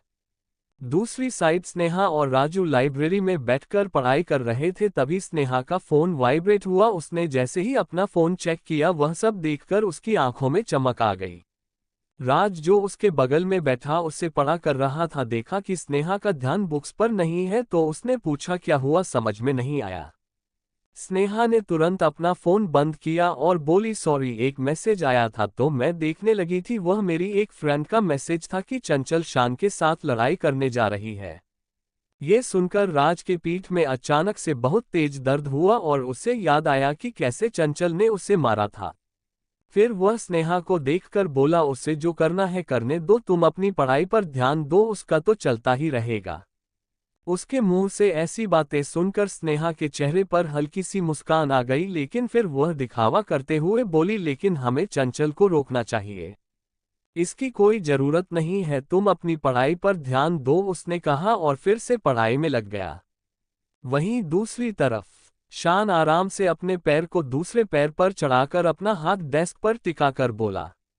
उसके मुंह से यह बात सुनकर सारे स्टूडेंट्स लगभग गिरते गिरते बचे। वहीं शालू और अमन भी हैरानी से शान को देखने लगे। चैप्टर 26 बी माई गर्लफ्रेंड और चंचल का गुस्सा। शान आराम से सीट पर बैठ बोला, मेरी डिमांड ज्यादा नहीं है, बस तुम्हें मेरी गर्लफ्रेंड बनना होगा। ये सुन चंचल ने अपना सिर घुमाया। उसके हाव भाव में ज्यादा बदलाव नहीं आया, लेकिन उसकी आंखों में एक गहरी नजर थी। ऐसा लग रहा था जैसे वह किसी बेवकूफ को देख रही हो। फिर वो एविल स्माइल करते हुए बोली, इम्पॉसिबल, इसके बारे में सोचना भी मत, तुम मेरे टाइप की नहीं हो। फफ्त। अमन ने जैसे हो चंचल की बात सुनी, वो बेकाबू होकर हंसने लगा। हंसते हंसते वो डेस्क पर लेट गया। वही शालू भी अपनी हंसी को रोकने की बहुत कोशिश की। माहौल अचानक तनावपूर्ण हो गया। धमाका। शान ने अपना पैर आगे बढ़ाया और आलस से अमन की डेस्क पर लात मारी, जिससे पूरे कमरे में एक जोरदार धमाका हुआ। शान गुस्से से उबलते हुए अमन से बोला, तुम्हारी बत्तीसी कुछ ज्यादा ही निकल रही है, क्या तुम्हें ये सब मजाक लग रहा है? शान की आवाज सुनकर अमन कांप उठा। जल्दी से अपना चेहरा सीधा किया और अपने सिर को जोर से हिलाते हुए बोला, नहीं नहीं नहीं, बिल्कुल भी मजाक नहीं, सच में, मैं बस आसानी से खुश हो जाता हूं। शान ने उसे ठंडे अंदाज में देखा और लापरवाही से उसकी गर्दन पर हाथ फेरा। उसका ये कदम अमन की हालत खराब करने के लिए काफी था। अमन रोना चाहता था, लेकिन एक कोने में सिमटकर कांपते हुए उसके आंसू नहीं निकले। शान ने अपना सिर घुमाया, लड़की की नम आंखों में देखा और अपनी भौहें ऊपर उठाईं। फिर मुस्कुराते हुए डेस्क पर आगे की ओर झुक गया और चंचल के माथे पर धीरे से थपथपाते हुए बोल, तो ये तय है। अगर मैं हार गया तो मैं तुम्हें बिग ब्रो कहूंगा, अगर तुम हार गई तो तुम मेरी गर्लफ्रेंड बनोगी। वैसे लड़ाई के बारे में आज से बेहतर कोई दिन नहीं है, चलो आज का मामला आज ही सुलझा लेते हैं, तुम क्या सोचती हो? शान की बात सुनकर चंचल बोली, ठीक है, कॉलेज के बाद ये मामला खत्म कर देते हैं। बेब इसे भूल जाओ, लड़ाई मत करो, अगर तुम्हारे पास समय है तो तुम इसके बजाय थोड़ी और देर पढ़ाई कर लो, शालू ने अजीब तरीके से कहा। ये सुन शान चंचल को देख मुस्कुराते हुए बोला, तुम्हारी दोस्त बिल्कुल ठीक के रही है, तुम हर मन लो, लेकिन आज से तुम मेरी गर्लफ्रेंड। कौन हार मान रहा है? फिर चंचल ने अपने हाथ में कलम घुमाए और पूछा, क्या तुम में मार खाने का स्टेमिना नहीं है क्या? ये सुन शान ने खुशी से अपने होंठ पर जीभ फिरते हुए बोला, मुझ में बहुत स्टेमिना है और मैं लंबे समय तक टिक सकता हूँ, क्या तुम आजमाना चाहती हो? ये सुन अमन ने अपने कान ढांक लिया जैसे कि उसने कुछ सुना ही न हो। शालू ने तुरंत पर रिएक्ट किया, शान को घूरते हुए चंचल के कान ढांक गुस्से बोली, शान तुम्हारा दिमाग इतना गंदा क्यों है? चंचल अभी छोटी है, तुम उससे ऐसी बातें नहीं कह सकते। ये सुन चंचल अजीब नजरों से अपनी ओवर प्रोटेक्टिव फ्रेंड को देखा जो उसे बच्ची बोल रही थी। वो तुरंत शालू का हाथ हटाते हुए बोली, ये तुम क्या कह रही हो? वो तो बस इतना कह रहा है कि वह मार सह सकता है। जैसे ही उन तीनों ने चंचल की बात सुनी वो चंचल को देखने लगे, वो यही सोच रहे थे कि ये कितनी भोली है। इसी तरह कॉलेज का टाइम खत्म हो गया, बारिश होने की वजह से सभी अपनी अपनी क्लासेज में बैठे थे। कुछ लोग गेम खेल रहे थे, कुछ लोग गपशप कर रहे थे और कुछ लोग अपने फोन से खेल रहे थे। किसी ने नहीं देखा कि दो लोग गायब है। राज जो कॉरिडोर से गुजर रहा था तभी उसकी नज़र दो लोगों पर पड़ी, वो तुरंत उनके पास जाकर पूछा, तुम यहाँ क्या कर रहे हो? फिर चंचल से पूछा, क्या तुम अभी लड़ रहे हो? क्या तुम्हें एक अतिरिक्त दर्शक रखने में कोई आपत्ति है? चंचल की लंबाई सिर्फ 16 मीटर थी, लंबे शान के बगल में वह एक नाजुक चीनी मिट्टी की गुड़िया की तरह थी। उसकी बात सुनकर चंचल ने धीरे से अपनी मुट्ठियां भींच ली और दांत पीसते हुए बोली, तुम चाहो तो शामिल हो सकते हो, मुझे कोई प्रॉब्लम नहीं है। वाह चंचल, ये बहुत ज्यादा है। शेनजुन ने दुखी होने का नाटक किया और राज की ओर इशारा करते हुए बोला, तुम उसे ऐसे कैसे शामिल कर सकती हो? ये हम दोनों को लड़ाई है, हम दोनों के बीच होनी चाहिए। ये सुन राज व्यंग्यात्मक लहजे में कहा, नहीं धन्यवाद, मुझे तुम्हारे झगड़े में कोई दिलचस्पी नहीं है। वह बस शांति से ऑडियंस बनकर रहना चाहता था। राज इसलिए ये रुकना चाहता था ताकि वो चंचल को मार खाते हुए देख सके। शान राज को देख एविल स्माइल कर बोला, वैसे तुम्हें पर जा, इस लड़ाई को जीतने के बाद तुम्हारी मागेतर मेरी गर्लफ्रेंड बन जाएगी। चंचल शान को बहुत ही बुरी तरीके से घूर रही थी। ये सुन राज उसका मजाक उड़ाते हुए उसे देख बोला, चंचल क्या तुम्हारा एक से पेट नहीं भरता है? फिर वो शान की तरफ देख बोला, बेस्ट ऑफ लक। शान भी मुस्कुराते हुए बोला, थैंक। आगे के शब्द उसके मुंह में ही रह गए, उसके सामने सब कुछ धुंधला हो गया। चंचल पहले ही तोप की तरह उसकी ओर दौड़ी, इससे पहले कि शान कुछ कर पाता चंचल ने उसे जमीन पर गिरा दिया और उसके मुंह के बारिश की तरह बरसने लगे। बिना किसी रोक टोक के वो उसके चेहरे पर मारे जा रही थी, वो अपना सारा गुस्सा उस पर उतार रही थी। वहीं दूसरी तरफ कोई था जो ये नज़ारा अपने लैपटॉप में देख रहा था। उसके चेहरे पर इस वक्त एक मुस्कान थी। चैप्टर 27 चंचल द सुपरवुमन और कियान का शेर के मुंह में हाथ डालना। चंचल उसके ऊपर बैठकर उसके चेहरे पर मुक्कों की बरसात कर रही थी, वहीं शान बेचारा दर्द के मारे तड़प रहा था। किसी तरह उसने चंचल का हाथ पकड़ा और फिर दर्द भरी आवाज में बोला, क्या तुम मुझे सच में चेहरे पर मार रही हो? ये सुनकर चंचल रुक गई और उसे घूरते हुए बोली, तुम्हें क्या दिख रहा है? दर्द के मारे शान का जबड़ा दुख रहा था। बेचारा किसी तरह बोला, देखो तुम मेरे खूबसूरत चेहरे को बिगाड़ नहीं सकती, तुम्हें पता नहीं लाखों लड़कियां मरती हैं इस चेहरे पर, तुमने मेरा क्या हाल कर दिया। शान ने कभी नहीं सोचा था कि चंचल उसे इस तरह मारेगी। वह चंचल से लड़ाई नहीं करना चाहता था, बस वह कॉलेज में शो ऑफ करना चाहता था कि उसने एक लड़की को धमकी दी और कैसे उस लड़की ने डर के मारे उसके सामने झुक गई। उसे नहीं लगा था कि चंचल ऐसे उस पर हमला कर देगी और उसकी ऐसी हालत कर देगी कि कहीं मुंह दिखाने लायक नहीं बचेगा। चंचल उसके ऊपर से खड़ी हुई और अपने हाथों को मोड़कर अपनी कलाई छुड़ा ली और उसे इग्नोर करके जाने लगी। लेकिन शान कहाँ मानने वाला था, वह उठा और पीछे से उस पर हमला करने वाला था। वह कुछ कर पाता कि चंचल पीछे मुड़ी और हवा में उछलकर एक पैर उसके सीने पर मारा, जिससे शान खुद को संभाल नहीं पाया और हवा के झोंके की तरह जाकर दीवार से टकरा गया और ऐसे गिरा जैसे पेड़ से आम गिरता है। वहीं राज, जो वहां खड़ा था कि चंचल की बेइज्जती होते देख सके, उसने ये देखा तो उसकी भी हालत खराब हो गई। वहीं चंचल ने गुस्से से शान को देखा और उसकी तरफ बढ़ने लगी। वह उसे मारने वाली थी। इस पर शान तुरंत ही हाथ जोड़ते हुए बोला, रुको रुको, मैं हार मानता हूं। शान के अंदर अब चंचल से सामना करने की हिम्मत नहीं बची थी। वह लड़कियों पर हाथ नहीं उठाता, लेकिन अगर वह चंचल को मारता भी तो कभी उससे जीत नहीं सकता था। इसी वजह से उसने हार मानना ही बेहतर समझा। वहीं राज ने शान की तरफ देखा। उसके चेहरे की गंभीरता देखकर वह समझ गया कि उसने सच में हार मान ली है।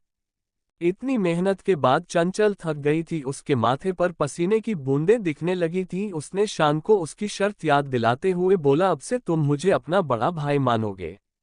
शान अपना पेट पकड़कर किसी तरह दीवार का सहारा लेकर उठा। उसे खुद पर ही हंसी आ रही थी। उसे यकीन नहीं हो रहा था कि वह एक लड़की से हार गया। वह अपने कंधे को दबाते हुए दर्द भरी आवाज में चंचल से बोला, क्या तुम्हारे अंदर सुपरमैन की ताकत है? कितनी जोर से मारा है तुमने मुझे, मेरी तो हड्डियां ही टूट गई हैं। राज कभी चंचल को देखता तो कभी शान को। चंचल ने शान पर एक नजर डाली और वहां से जाने लगी। जैसे ही वह राज के बगल से गुजरी, राज ने उसकी कलाई पकड़ ली। ये देखकर चंचल गुस्से से उसे देखने लगी। उसकी आंखों में देखते हुए राज ने पूछा, चंचल क्या तुम रो रही हो? इस पर चंचल ने गुस्से से अपना हाथ छुड़ाया और उसके हाथों को झटक कर उसे घूरते हुए बोली, इससे तुम्हारा कोई लेना देना नहीं है, अपने काम से काम रखो। और वह तुरंत ही वहां से चली गई। चंचल रो रही है ये सुनकर शान की आंखें हैरानी से बड़ी हो गईं। उसने अपने आप को देखा और अवाक होकर बोला, क्या वो रो रही है? क्या मुझे नहीं रोना चाहिए? जैसे ही राज ने उसकी आवाज सुनी, वह जोर से हंस पड़ा और अपनी जेब में हाथ डालकर बोला, इस कॉलेज का गुंडा सच में एक छोटी सी लड़की से हार गया। ये बात अगर बाहर आए तो तुम्हारी इज्जत का क्या होगा? उसका मजाक उड़ाकर वह पीछे मुड़कर जाने लगा। तभी उसके कानों में शान की आवाज पड़ी, क्या हुआ? जहां तुम्हें मारा था वहां अभी भी दर्द हो रहा है? ये सुनकर राज एक पल के लिए रुका। उसने अपनी आंखें बंद कर ली लेकिन पीछे मुड़कर नहीं देखा। उसने गुस्से से रेलिंग पर अपनी पकड़ मजबूत कर ली। शान ने देखा कि वह गहरी गहरी सांसें ले रहा है। वो उसके पास से गुजरते हुए बोला, अब तुम थोड़ा संभल कर रहना, अब से मैं तुम्हारी मंगेतर की रक्षा करूंगा। अगर तुमने उसे परेशान किया तो देखना तुम्हारा क्या हाल होगा। राज ने उसे गुस्से में देखा और वहां से चला गया। उसके जाते ही शान के चेहरे पर जो मुस्कुराहट थी वह गायब हो गई। वह अपने चेहरे पर लगी चोट को छूते हुए रोनी सूरत बनाकर बोला, ये लड़के बहुत निर्दयी हैं, कितनी तेज मारा, क्या इस चेहरे पर दया नहीं आई? बेचारा करहाते हुए किसी तरह वहां से चल दिया। वहीं चंचल जब वह क्लास में वापस आई तो इस समय शालू हर जगह उसे ढूंढ रही थी। जैसे ही उसने चंचल को क्लास में देखा, वह उसके पास जाकर बोली, बेब तुम कहाँ चली गई थी? मुझे लगा कि तुम बिना कुछ कहे चली गई हो। ये कहकर वह उसके बगल में बैठी और उसकी बांह पकड़कर रगड़ने लगी। चंचल अपना चेहरा नीचे किए बैठी थी। वह धीरे से बोली, मैं कुछ शॉर्ट आउट करने गई थी। शालू को उसकी आवाज में कुछ गड़बड़ महसूस हुई, इसलिए उसने जल्दी से उसका चेहरा उठाकर देखा। उसकी आंखों में आंसू देखकर वह बोली, तू रो क्यों रही है? क्या शान ने तुझे धमकाया? उसने तुझे मारा? बेवकूफ, उसकी हिम्मत कैसे हुई किसी लड़की को पीटने की? शालू ने गुस्से से अपने हाथ की मुट्ठी बनाई और मेज पर मारा। फिर खड़ी होकर चंचल को देखकर बोली, चल चलकर उसे ढूंढते हैं। शालू के इस गुस्से को देख चंचल ने कुछ नहीं कहा। फिर अपनी आंखों को टिमटिमाते हुए बड़ी ही मासूमियत से बोली, दरअसल मैंने उसे मारा। शालू को चंचल की बात पर विश्वास नहीं हुआ। वह अपनी आंखें गोल गोल घुमाते हुए दांत पीसकर गुस्से में बोली, क्या उसने तुझे धमकी दी थी? तू डरे मत, मैं तुझे कुछ नहीं होने दूंगी। मैं उससे माफी मंगवाऊंगी। वह कैसे एक लड़की को मार सकता है? उससे मैं ऐसी जगह फेंकूंगी कि वह वापस नहीं आ पाएगा। गुस्से के मारे उसने अपने दांत इतनी जोर से भींचे कि वो चरमराने लगे। अगर उसका बस चलता तो वह शान के टुकड़े टुकड़े करके फेंक देती। वहीं अमन बेचारा शालू के गुस्से से डर रहा था। वह धीरे से बोला, अरे एक बार कंफर्म तो कर लो कि शान भाई ने ऐसा कुछ किया है, हो सकता है कि कोई गलतफहमी हो। शालू ने खा जाने वाली नजरों से अमन को देखा और अपना हाथ जोर से मेज पर पटका, दांत पीसते हुए बोली, कैसे गलतफहमी हो सकती है? अगर उसने चंचल को परेशान नहीं किया होता तो वह क्यों रोती? उसकी आंखें लाल हैं, शान बदतमीज और बदमाश है, मैं उसे छोड़ूंगी नहीं। अमन डर के मारे शालू से दूर हो गया। उसे शालू में काली माता नजर आ रही थी। चंचल ने एक बार फिर उसे देखते हुए कहा, उसने मुझे नहीं मारा सच में? लेकिन शालू को अभी भी उस पर विश्वास नहीं हुआ। उसने उसकी आंखों में देखा, उसके आंसू देख उसे दर्द महसूस हुआ। उसने अपना हाथ उठाकर चंचल के सिर पर रखा और उसे सहलाते हुए अफसोस के साथ बोली, माफ करना बेब, अगर मुझे पता होता तो मैं तुम्हारे साथ बाहर जाती। मैंने कभी नहीं सोचा था कि शान इतना घटिया होगा। तुम्हारे आसपास कोई नहीं था इसलिए उसने फायदा उठाया। क्या तुम्हें दर्द हो रहा है? क्या तुम चाहती हो कि मैं तुम्हें हॉस्पिटल लेकर चलूं? इस समय क्लास में हलचल मच गई। यह सुनकर चंचल और शालू दोनों ने दरवाजे की ओर देखा। वहीं शान अपना पीटा हुआ चेहरा लेकर क्लास के अंदर आ रहा था। ये देखकर अमन ने घबराहट में अपना गला साफ किया और उसकी निगाहें चंचल की ओर चली गईं।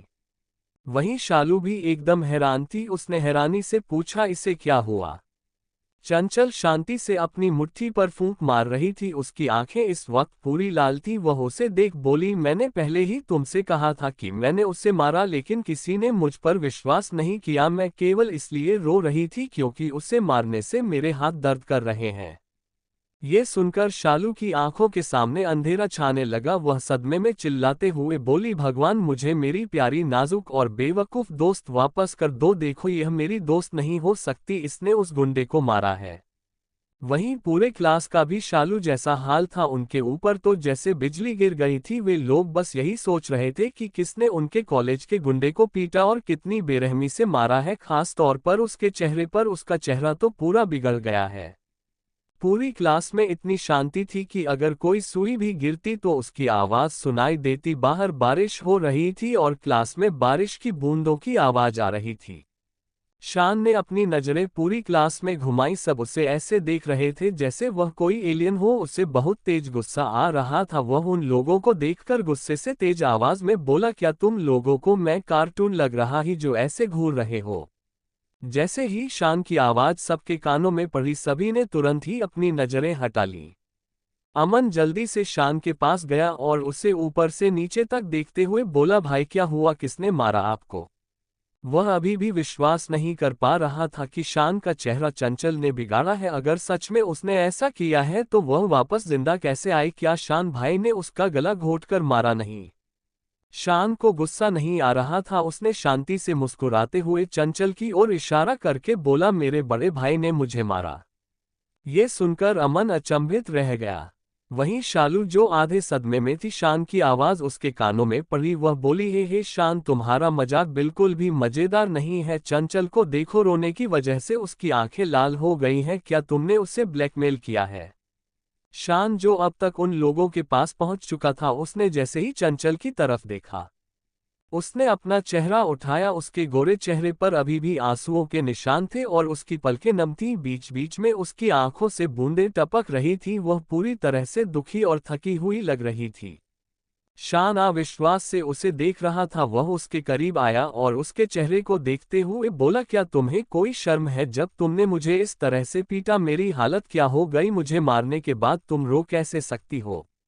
चंचल ने उसके चेहरे को देखा जो उसके करीब था। उसने अपने आंसू पोंछे और अपना हाथ आगे बढ़ाकर उसे पीछे धकेलते हुए रोकर बोली, तुम मुझसे दूर रहो, तुम्हारा ये बदसूरत चेहरा मुझे नहीं देखना। शान कुछ कदम पीछे हट गया। उसने अपना चेहरा छुआ और दांत पीसते हुए बोला, तुमने ही मेरी ये हालत की है।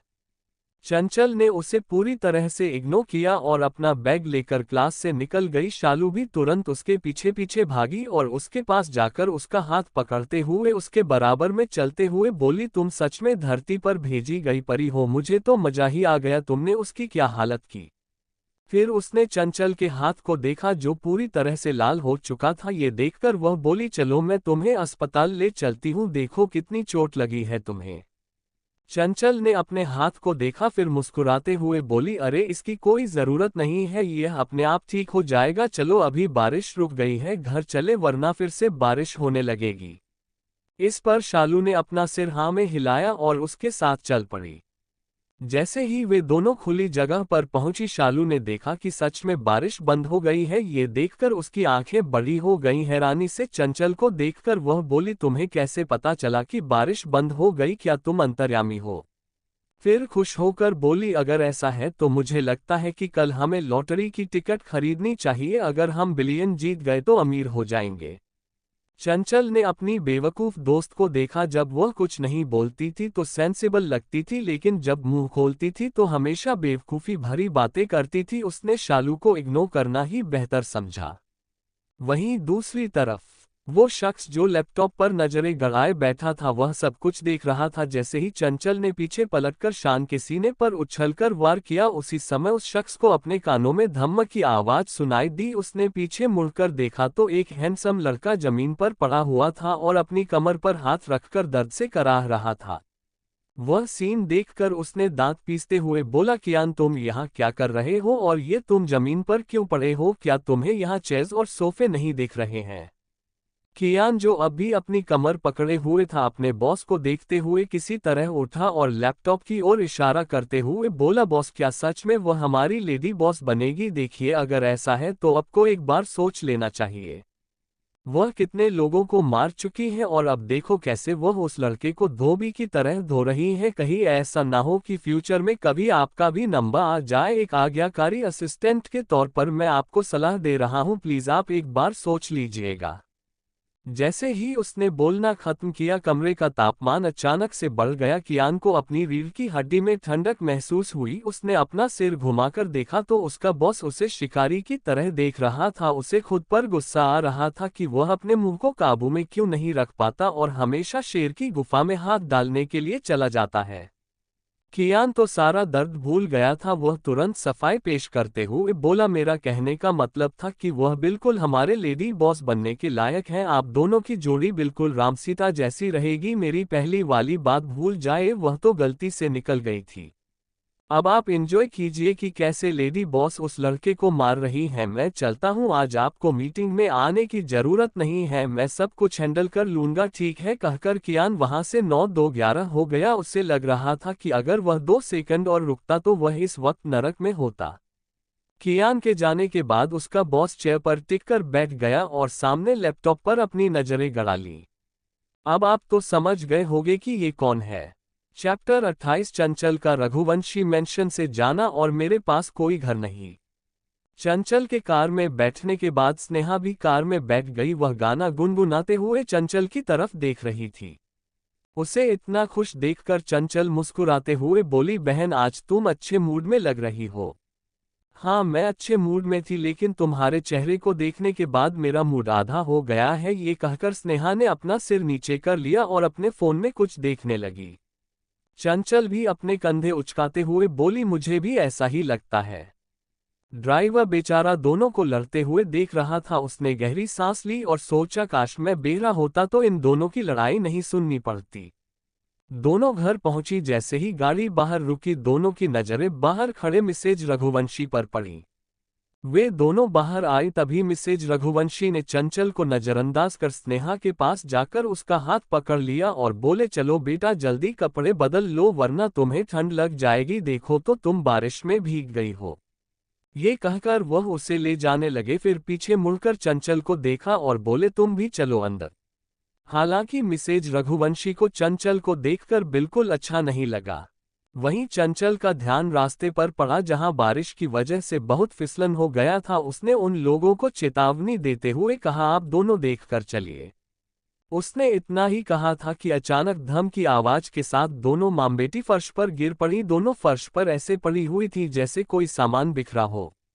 चंचल अपनी पलकों को झपकाते हुए उन्हें देख रही थी। अब वह उसे दोष नहीं दे सकती थी, उसने उन्हें चेतावनी दी थी।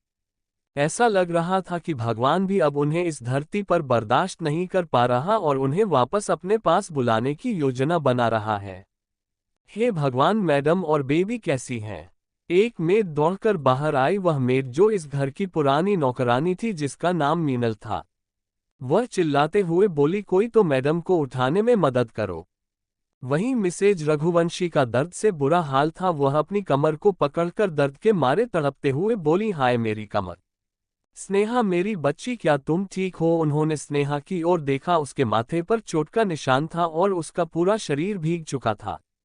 स्नेहा दर्द से कराहते हुए बोली, माँ बहुत दर्द हो रहा है। मीनल जल्दी करो और डॉक्टर को बुलाओ। मिसेज रघुवंशी ने अपने दर्द को अनदेखा करते हुए स्नेहा को शांत करने की कोशिश की। उनकी नज़र जैसे ही चंचल पर पड़ी, वह गुस्से से देखते हुए बोली, तुम बदकिस्मत हो, तुम्हारे मुंह से कभी अच्छी बातें नहीं निकलती, तुम जब भी बोलती हो मनहूसियत ही होती है, तुम्हें जन्म देने की सजा पता नहीं मुझे कब तक भुगतनी पड़ेगी। चंचल उन मां बेटी को अजीब नजरों से देख रही थी, फिर तुरंत बोली, क्या मजाक है ये? क्या मैंने पहले ही चेतावनी नहीं दी थी? अब आप दोनों गिरी, इसमें मेरी क्या गलती है? मैंने थोड़ी बारिश कराई थी ताकि आप दोनों गिरे। तुम्हारी हिम्मत कैसे हुई बहस करने की? दूर हो जाओ मेरी नजरों से और निकल जाओ यहां से। स्नेहा की आंखों के सामने अंधेरा छा रहा था, उसने चंचल की ओर देखा। मिसेज रघुवंशी के बोलने से चंचल को कोई फर्क नहीं पड़ा। जब उन्होंने उसे गेट के बाहर निकल जाने का इशारा किया तो वह अपनी आंखें मटकते हुए अपने कंधे उचकाकर बोली, ठीक है। ये बात कहते हुए चंचल अपना बैग लेकर गेट के बाहर जाते हुए बिना पीछे मुड़े तेज आवाज में बोली, अगर मैं वाकई बदकिस्मत हूं तो मुझे उम्मीद है कि जो लोग मुझे नापसंद करते हैं वे इस दुनिया से ही चले जाएंगे। अपनी बात कहकर वह हंसते हुए वहां से चली गई। मिसेज रघुवंशी की आंखों में जो नफरत और गुस्सा था वह चंचल के गेट के बाहर जाते ही उनके चेहरे पर संतोष भरी मुस्कान में बदल गया। उन्होंने मीनल को देखा और बोली, बेबी को अंदर ले चलो। माँ चंचल, स्नेहा ने मिसेज रघुवंशी को देखकर कहा, आपको इस बारे में चिंता करने की जरूरत नहीं है, तुम चलो देखो तुम्हें कितनी चोट लगी है। लेकिन माँ चंचल बाहर है और उसके पास जाने के लिए कोई जगह नहीं है, अगर उसे कोई परेशानी हो गई तो क्या होगा? स्नेहा ने धीरे से कहा, लेकिन उसकी आवाज में चिंता थी और आंखों में डर। स्नेहा की बात सुनकर मिसेज रघुवंशी बोली, उसकी चिंता मत करो, बिना पैसे के वह कितनी दूर जा सकती है, जब वह वापस आएगी तो मैं उसे घुटनों के बल माफी मांगने को कहूंगी। अगर मैंने उसे सबक नहीं सिखाया तो मैं उसकी मां नहीं। ये सुनकर स्नेहा के चेहरे पर हल्की सी मुस्कान आ गई, वह सिर्फ सिर हिलाते हुए बोली, ओके। मीनल ने स्नेहा का हाथ पकड़ा और उसे सहारा देते हुए घर के अंदर ले जाने लगी। वहीं मिसेज रघुवंशी बहुत ही बुरे मूड में लंगड़ाती हुई घर के अंदर आई। वह सोच रही थी कि उनकी प्यारी बेटी स्नेहा की बजाय चंचल क्यों नहीं गिरी। जैसे ही उन्होंने ये सोचा, अचानक से वह घबरा गईं। इससे पहले कि वह कुछ समझ पाती वह फिसल गईं और दरवाजे के फ्रेम से जा टकराईं। उनके गिरते ही सबकी नजरें उन पर चली गईं। माँ क्या आप ठीक हैं? स्नेहा घबराते हुए मिसेज रघुवंशी को देखकर बोली। सभी ने जल्दी से मिसेज रघुवंशी को उठाया और उन्हें कार में ले गए। स्नेहा भी गीले कपड़ों में ही उनके साथ जल्दी से अस्पताल पहुंच गई। थोड़ी देर में वे लोग अस्पताल पहुंचे। डॉक्टर और नर्स तुरंत उन्हें इमरजेंसी कमरे में ले जाने के लिए दौड़ पड़े। चेकअप करने के बाद डॉक्टर ने बताया कि गिरने की वजह से उन्हें सिर पर चोट लगी है और उनकी कमर में मोच आ गई है, कई दिनों तक उन्हें बिस्तर पर रहना पड़ेगा। वहीं स्नेहा को कोई गंभीर चोट नहीं आई थी, बस उसके माथे पर एक छोटी सी खरोंच थी जहां से खून बह रहा था। सब कुछ इतनी जल्दी हुआ कि मिस्टर रघुवंशी और अभिमन्यु से कांटेक्ट करने का किसी को मौका ही नहीं मिला, इसलिए वे लोग अब तक नहीं आए थे। जैसे ही लोगों को खबर मिली वे तुरंत ही हॉस्पिटल पहुंचे और अंदर जाकर देखा कि मिसेज रघुवंशी बेड पर लेटी हुई थीं। उन्होंने अपनी कमजोर आवाज में दोनों को बताया कि उनके साथ क्या हुआ। वहीं अभिमन्यु ने जब सुना कि क्या हुआ तो उसके चेहरे पर चिंता की लकीरें उभर आईं। उसने महसूस किया कि कुछ ठीक नहीं है और चारों ओर नजर घुमाकर बोला, तितली कहाँ है? वहीं दूसरी तरफ जब चंचल बाहर निकली तो उसने एक टैक्सी ली और पास के फास्ट फूड रेस्टोरेंट में चली गई। उसके बैग में थोड़े पैसे, उसका फोन और आईडी कार्ड थे। रघुवंशी परिवार ने कभी उसे अपना नहीं माना और चंचल ने भी कभी मिसेज रघुवंशी को अपनी मां की तरह नहीं समझा, इसलिए जब उन्होंने उसे घर से बाहर निकलने के लिए कहा तो चंचल बिना किसी की परवाह किए बाहर निकल आए।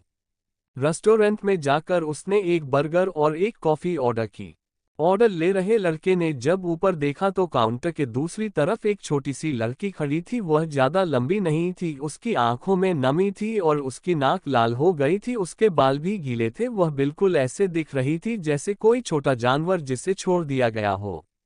लड़के ने अपना सर झटका और एक टोकन लेकर चंचल की तरफ बढ़ते हुए बोला, यह आपका नंबर है, आप इसे संभाल कर रखें, जब आपका खाना तैयार हो जाएगा तो हम आपको बुला लेंगे। चंचल ने सिर हिलाया और जाकर खिड़की के पास बैठ गई। वह शीशे के बाहर देख रही थी।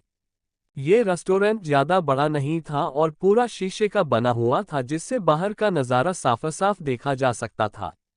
तभी दो जोड़े अपने दो बच्चों के साथ अंदर आए। उनके बच्चे जुड़वा लग रहे थे, एक लड़का और एक लड़की। तभी वह प्यारी सी लड़की अपनी मधुर आवाज में बोली, मम्मी मुझे कोल्ड ड्रिंक चाहिए। नहीं, बच्चे कोल्ड ड्रिंक नहीं पी सकते, इससे उनकी लंबाई नहीं बढ़ेगी, तुम्हें दूध पीना चाहिए, उसके भाई ने जवाब दिया। नहीं, मुझे कोल्ड ड्रिंक चाहिए, लड़की ने जिद की। लड़का बोला, मैं तुम्हारा बड़ा भाई हूं, तुम्हें मेरी बात सुननी होगी। उन दोनों छोटे भाई बहन की यह प्यारी बहस सभी को आकर्षित कर रही थी। वहां मौजूद लोग भी मुस्कुराते हुए उन्हें देखने लगे। छोटी बच्ची अपने भाई से पलटकर अपनी मां से शिकायत करते हुए बोली, मम्मी मैं बड़ी बहन क्यों नहीं हूं, अगर मैं बड़ी होती तो भाई को मेरी बात माननी पड़ती। तभी चंचल का नंबर भी आ गया। वह उठी और काउंटर के पास जाकर अपना बर्गर और कॉफी ली। जब वह वापस लौटी तो उसने देखा कि वह दोनों जुड़वा बच्चे अब उसके सामने वाली सीट पर बैठे थे। चंचल अपनी सीट पर बैठी और बैग से एक किताब निकालकर खाते हुए किताब पढ़ने लगी। तभी अचानक उसे महसूस हुआ कि कोई उसके कपड़े खींच रहा है। उसने अपनी आंखें बड़ी करके नीचे देखा तो वही छोटी सी प्यारी बच्ची अपना सिर झुकाए प्यार से उसे देखते हुए बोली, दीदी क्या आप रो रही हो? ये सुनकर चंचल की आंखें बड़ी हो गईं। वह अपने चेहरे को छूने लगी, यह सोचते हुए कि क्या वह सच में रो रही है। छोटी लड़की ने अपनी जेब से एक कैंडी निकालकर चंचल के हाथों में थमाते हुए अपनी चमकती आंखों से देखा और बोली, बड़ी बहन उदास मत हो, मैं तुम्हें वह कैंडी दे रही हूं जो मेरे भाई ने मुझे दी थी, आपको खुश रहने की जरूरत है। चंचल ने अपने हाथ में देखा, उससे हाथ पर एक छोटी सी कैंडी थी। वह मुस्कुराकर छोटी बच्ची को देखकर बोली, थैंक यू। ये सुनकर वह छोटी सी बच्ची भी मुस्कुराते हुए बोली, यू वेलकम, आप खुश रहना। अरे तुम्हें अजनबियों से बात नहीं करनी चाहिए, क्या तुम्हें याद नहीं कि मम्मी ने क्या कहा था? छोटे से लड़के ने गंभीरता से छोटी लड़की को अपने पास खींचते हुए कहा। लेकिन बड़ी दीदी तो अकेली है, इसी वजह से वह लड़की दुखी होकर अपने नाखून को काटते हुए बोली। छोटे से लड़के ने चंचल की तरफ देखा और अपने मासूम से स्वर में बोला, आप नीचे सिर करो। चंचल ने तुरंत अपना सिर नीचे किया तो उस छोटे से बच्चे ने उससे पूछा, क्या हुआ? जैसे ही उसने ये कहा, चंचल को अपने सिर पर थपकी महसूस हुई। वह छोटा लड़का जो अपने पंजों पर खड़ा था नीचे झुका और धीरे से बोला, क्या आप नहीं जानती हैं कि अपना ख्याल कैसे रखना है? उस छोटे से बच्चे ने अपनी बहन का हाथ पकड़ा और अपने मम्मी पापा के पास ले जाते हुए कहा, आपको दुखी नहीं होना चाहिए। वहीं चंचल अपनी पलकें झपकाते हुए अपने सिर को छूने लगी जहां उस छोटे से बच्चे ने उसे थपकी दी थी और दूसरे हाथ में उसने एक कैंडी देखी। वह सोच रही थी क्या ये दोनों बच्चे उसे सांत्वना देने आए थे। फिर वह मुस्कुराते हुए अपनी किताब पढ़ने लगी। एक कार तेजी से वहां से गुजरी पर अचानक रुककर पीछे की ओर मुड़ी। कुछ सेकंड बाद ही उसमें से एक परछाई बाहर निकली। अब बारिश थोड़ी कम हो गई थी। बाहर सड़क पर एक कार का हॉर्न बजा। चंचल ने अपना सिर उठाकर आवाज की दिशा में देखा। सड़क से अलग दूसरी ओर एक आदमी छाता पकड़े खड़ा हुआ था और उसका चेहरा आधा ढका हुआ था। उसने ग्रे शर्ट और ब्लैक पैंट पहना हुआ था और उसका लंबा कोट हवा में लहरा रहा था। उसका शरीर बहुत ही लंबा था और जिस कलाई पर उसने छाता पकड़ा था वहां एक मोतियों का सफेद ताबीज झूल रहा था। चेहरा देखे बिना ही चंचल को पता चल गया कि वह कौन था। वह धीरे धीरे खड़ी हुई और उसका दिल तेजी से धड़कने लगा। वह तुरंत ही रेस्टोरेंट से बाहर निकली। उसने वेटर की आवाज भी नहीं सुनी जो चिल्लाकर बोल रहे थे, मिस आपका बैग। चंचल जैसे ही बाहर आई बारिश की बूंदें उस पर पड़ने लगी। वह बिना रुके सड़क पार गई और तुरंत ही उस आदमी के सीने से जा लगी। आप लोग तो समझ ही गए होंगे कि वह कौन है। चंचल इतनी तेजी से आकर उससे गले लगी थी कि वह 2 कदम पीछे हट गया जिससे उसका छाता ऊपर हो गया और उसका हैंडसम चेहरा दिखने लगा। उसने अपनी नजरें झुकाए और अपनी रौबदार आवाज में पूछा, अकेली हो? चंचल ने अपने हाथ उसकी कमर के चारों तरफ लपेटे हुए थे और अपना सिर उसके सीने में छुपाया हुआ था। वह अपने उदास चेहरे को हिलाते हुए बोली, हाँ। ये देखकर उसने अपने धीमी और शांत आवाज में कहा, क्या तुम चाहती हो कि मैं तुम्हें घर छोड़ाऊं? नहीं, चंचल ने शांत आवाज में जवाब दिया। मिस, आपका बैग, आप ऐसे ही क्यों चली आई? एक लड़की दौड़कर बाहर आए और उसके हाथ में चंचल का बैग था। उसने चंचल को देखते हुए कहा, आप ऐसे कैसे आ सकती हैं अपना सामान भूलकर? विधांश ने उस लड़की से चंचल का बैग लिया। विधांश ने उस लड़की को देखकर चंचल के बैग को लिया और जैसे ही वह छाता ऊपर हुआ, उस महिला ने उसका हैंडसम चेहरा देखा। वह जिसे देख वो लड़की शर्मा गई। वो लड़की चंचल को जलन से देखते हुए वहां से चली गई। बारिश हो रही थी और दुकानों की चमकती लाइट्स जमीन पर पड़ रही थी, जिससे माहौल बेहद शांत और खुशनुमा हो गया था। विधांश ने अपनी नजरें नीचे की और गंभीर आवाज में कहा, क्राई बेबी, ठीक से खड़ी हो जाओ। लेकिन मुझे ठंड लग रही है, चंचल ने पैर पटकते हुए कहा और सीधे खड़ी हो गई। फिर वह मुंह बनाते हुए अपने होठों को पाउट करके सिर उठाकर विधांश को देखकर बोली, मुझे ये चाहिए, और उसके कोट की तरफ इशारा किया। विधांश इतना लंबा था कि उसे देखने के लिए चंचल को अपना सिर उठाना पड़ता था। तभी एक हवा का झोंका चला जिससे चंचल पीछे हट गई और वह गिरने वाली थी, लेकिन वह गिरती उससे पहले ही विधांश ने उसकी कमर पकड़ ली और उसे जल्दी से अपने करीब खींच लिया। फिर विधांश ने उसकी कमर से हाथ हटाया और अपना ओवरकोट उतार कर चंचल को पहना दिया। ओवरकोट में चंचल पूरी ढक गई थी और वह बिल्कुल बच्चों की तरह अपनी आस्तीन को हिलाते हुए हंस रही थी। फिर वह अपना सिर ऊपर उठाकर विधांश से बोली, हैंडसम हनी, आप यहाँ क्या कर रहे हो? विधांश ने अपनी घड़ी देखी और फिर उसे दिखाते हुए बोला, मुझे तुमसे ये पूछना चाहिए कि तुम्हें इतनी रात को घर पर होना चाहिए था। वह बहुत ही सीरियस होकर चंचल से पूछ रहा था, जैसे कोई माता पिता अपने बच्चे से पूछताछ कर रहे हों। ये सुनकर चंचल ने अपनी नजरें नीचे कर ली और धीरे से बोली, अब मेरे पास कोई घर नहीं है। वह अपने नजरें नीचे किए हुए पैरों के नीचे पड़े पानी पर पैर पटकते हुए धीमी मगर मीठी आवाज में बोली, मुझे घर से निकाल दिया गया। मिसेज रघुवंशी ने कहा कि मैं मनहूस हूं। उनके दिल में बस एक ही बेटी है, स्नेहा। उन्हें इस बात की परवाह नहीं कि मैं जिंदा हूं या मर गई। चैप्टर 29 हनी, वो मुझे बुली कर रहा है। मुझे बाहर निकाल दिया गया। मिसेज रघुवंशी ने कहा कि मैं बदकिस्मत हूं। उनके दिल में सिर्फ उनकी एक बेटी है, स्नेहा। उन्हें इस बात की परवाह नहीं है कि मैं जिंदा हूं या मर गई। विधांश को इस बात की परवाह नहीं थी कि उसने मिसेज रघुवंशी को माना कहकर मिसेज रघुवंशी कहा। विधांश, इन सब से कोई फर्क नहीं पड़ता। उससे तो बस इस बात की चिंता थी कि यह छोटी सी लड़की इतनी रात को बारिश में बाहर क्यों थी। अपनी बात कहने के बाद चंचल ने अपना सिर ऊपर किया और अपनी बादामी आंखों को झुकाकर हकलाते हुए भोले स्वर में कहा, हैंडसम हनी, क्या आप मुझे अपने साथ ले चलेंगे? ये सब कहते हुए उसकी गहरी आंखें नम थीं। उसे देखकर ऐसा लग रहा था जैसे वह किसी भी पल रोने ही वाली हो। विधांश उसका हाथ पकड़कर उसे ले जाते हुए बोला, नहीं, मैं तुम्हें होटल ले चलूंगा। लेकिन चंचल इतना अच्छा मौका अपने हाथ से कैसे जाने दे सकती थी? वह अपने हैंडसम हनी के साथ रहना चाहती थी। वह कुछ आइडिया सोचने लगी। अचानक से उसकी आंखें एकदम चमकने लगीं। उसने मजबूती से विधांश का हाथ पकड़ लिया और अपने चेहरे पर ढेर सारी मासूमियत लाते हुए बोली, लेकिन मुझे होटल में अकेले डर लगेगा। मैंने सुना है कि होटल में कोई ना कोई सुसाइड करता रहता है। क्या होगा अगर मैं आधी रात को उठ गई, वॉशरूम गई और वहां के मिरर में मुझे कुछ भयानक दिखाई दिया? और मैंने न्यूज़पेपर में पढ़ा था कि होटल में एक शराबी ने एक लड़की को परेशान किया था। देखो मैं कितनी सुंदर, स्वीट और इंटेलिजेंट हूँ। अगर उन लोगों ने मुझे देख लिया तो पक्का मुझे अपना निशाना बनाएंगे। हैंडसम हनी, क्या आप मुझे वहां अकेले छोड़कर चले जाएंगे? उसने देखा कि विधांश कुछ रिएक्ट नहीं कर रहा है तो अपना हाथ छुड़ाते हुए गुस्से से बोली, अगर ऐसा है तो मैं फास्ट फूड रेस्टोरेंट में वापस जाऊंगी और पूरी रात वहीं बैठूंगी। मुझे नहीं जाना, आपके साथ जाए आप। चंचल विधांश को कन्वेंस करने के लिए ये सब बातें कह रही थी, लेकिन विधांश का हंसने का मन हो रहा था। उसने अपने हाथ दबाकर अपनी हंसी को कंट्रोल किया। उसने अपना चेहरा साफ किया और उसकी पकड़ को अपने हाथों पर मजबूत किया। उसे अपनी तरफ खींचकर उसकी आंखों में देखते हुए बोला, रोना बंद करो। वहीं चंचल ने फिर से अपनी नौटंकी शुरू कर दी और तेज तेज रोते हुए बोली, मैं सच में बहुत बदकिस्मत हूँ, अब तो हैंडसम हनी भी मुझे अपने साथ नहीं रखना चाहते, घर वालों ने तो मुझे पहले ही निकाल दिया। इतना कहकर वह अपना गला फाड़ फाड़ कर रोने लगी। उसका सिर नीचे था और वह अपने एक हाथ से आंसू पोंछने का नाटक कर रही थी। वहीं आसपास कुछ लोग भी थे जो ये सब देख रहे थे। विधांश अकेले आया हुआ था, उसके साथ उसके बॉडीगार्ड्स भी नहीं थे, इसलिए कोई पहचान नहीं सकता था कि वह कौन है। चंचल की नौटंकी देखकर विधांश ने अपना सिर दबाया।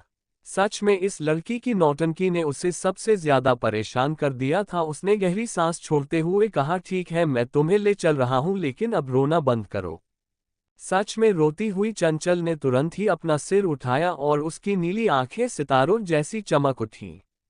वह इतनी खुश थी कि उसके चेहरे पर आंसू का एक भी निशान नहीं बचा था। किसी की परवाह किए बिना चंचल तुरंत उसकी बाहों में कूद गई। विधांश ने जल्दी से उसे पकड़ लिया और खुद को संभाला, नहीं तो दोनों इस वक्त नीचे गिर जाते। चंचल के चेहरे से मुस्कान जाने का नाम ही नहीं ले रही थी। वह तुरंत ही आगे बढ़कर उसके होठों पर किस करते हुए बोली, हैंडसम हनी, आप बहुत अच्छे हो।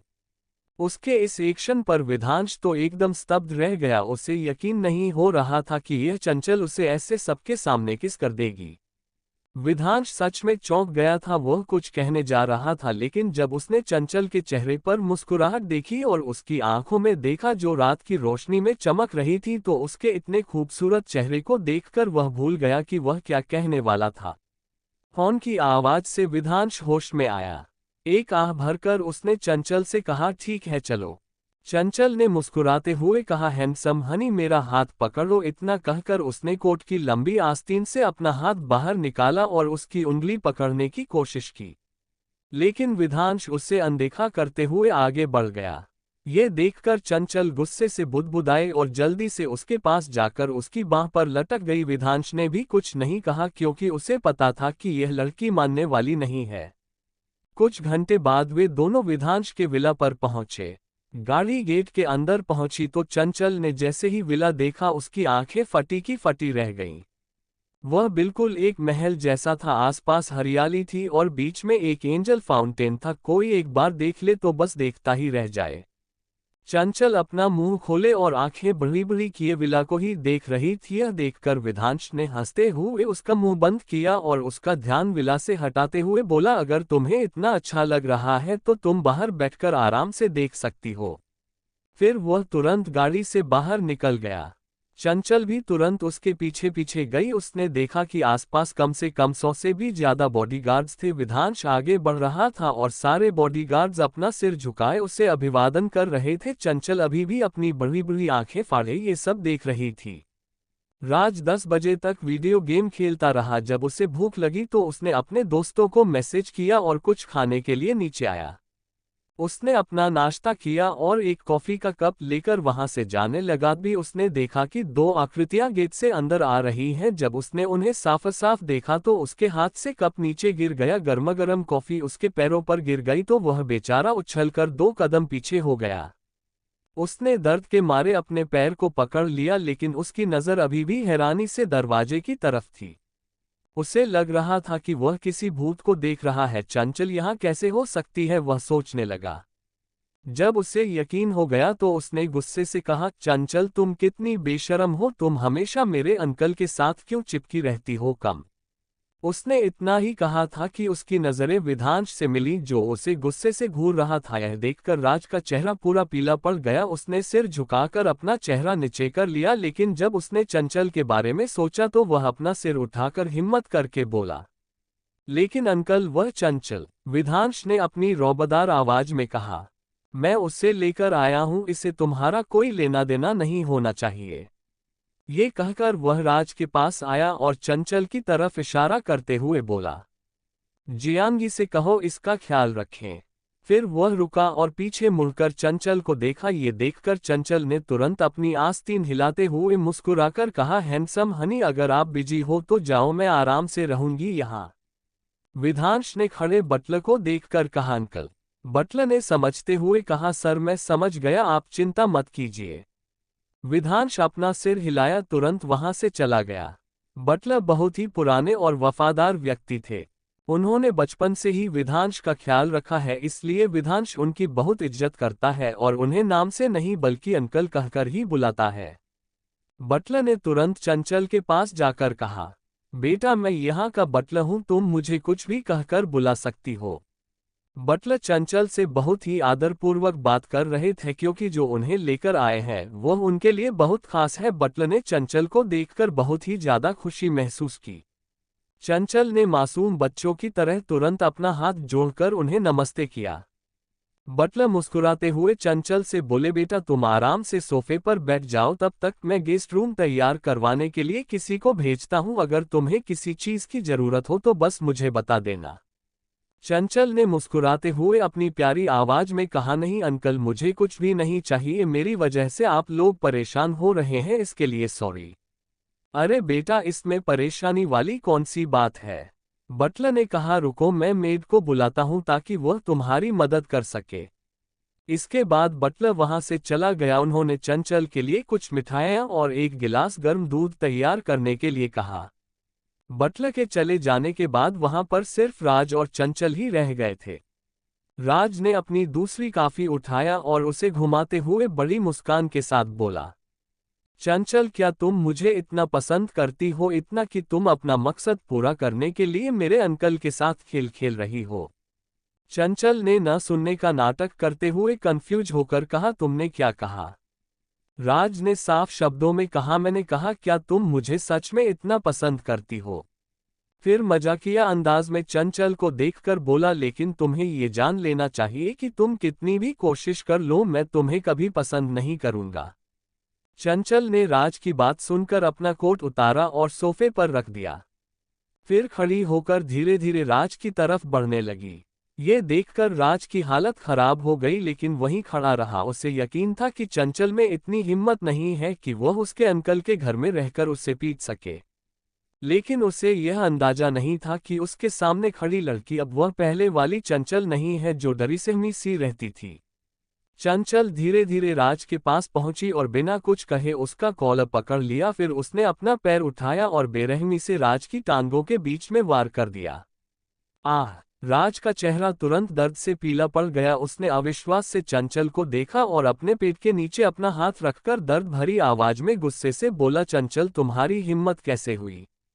उसे दर्द में देखकर चंचल मुस्कुराए और अपनी आंखें गोल गोल घुमाते हुए बोली, इस दुनिया में बहुत सी चीजें हो सकती हैं जो मैं न कर पाऊं, लेकिन ऐसी कोई चीज नहीं है जिसे करने की मैं हिम्मत न करूं।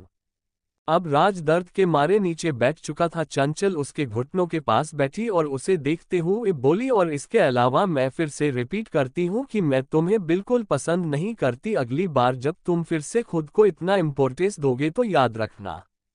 उसने धीरे से उसके कंधे पर थपकी दी और धीमी आवाज में बोली, मैं जब भी तुम्हें देखूंगी मैं तुम्हें मारूंगी, ये याद रखना, और मैं कोई दया नहीं दिखाऊंगी। वहीं मेड हो खाने का सामान लेकर आई थी।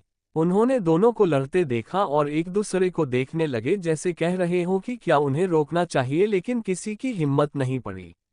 बटलर एक मेड को लेकर आए जिसने मेड की ड्रेस पहनी हुई थी और पैरों में हील्स।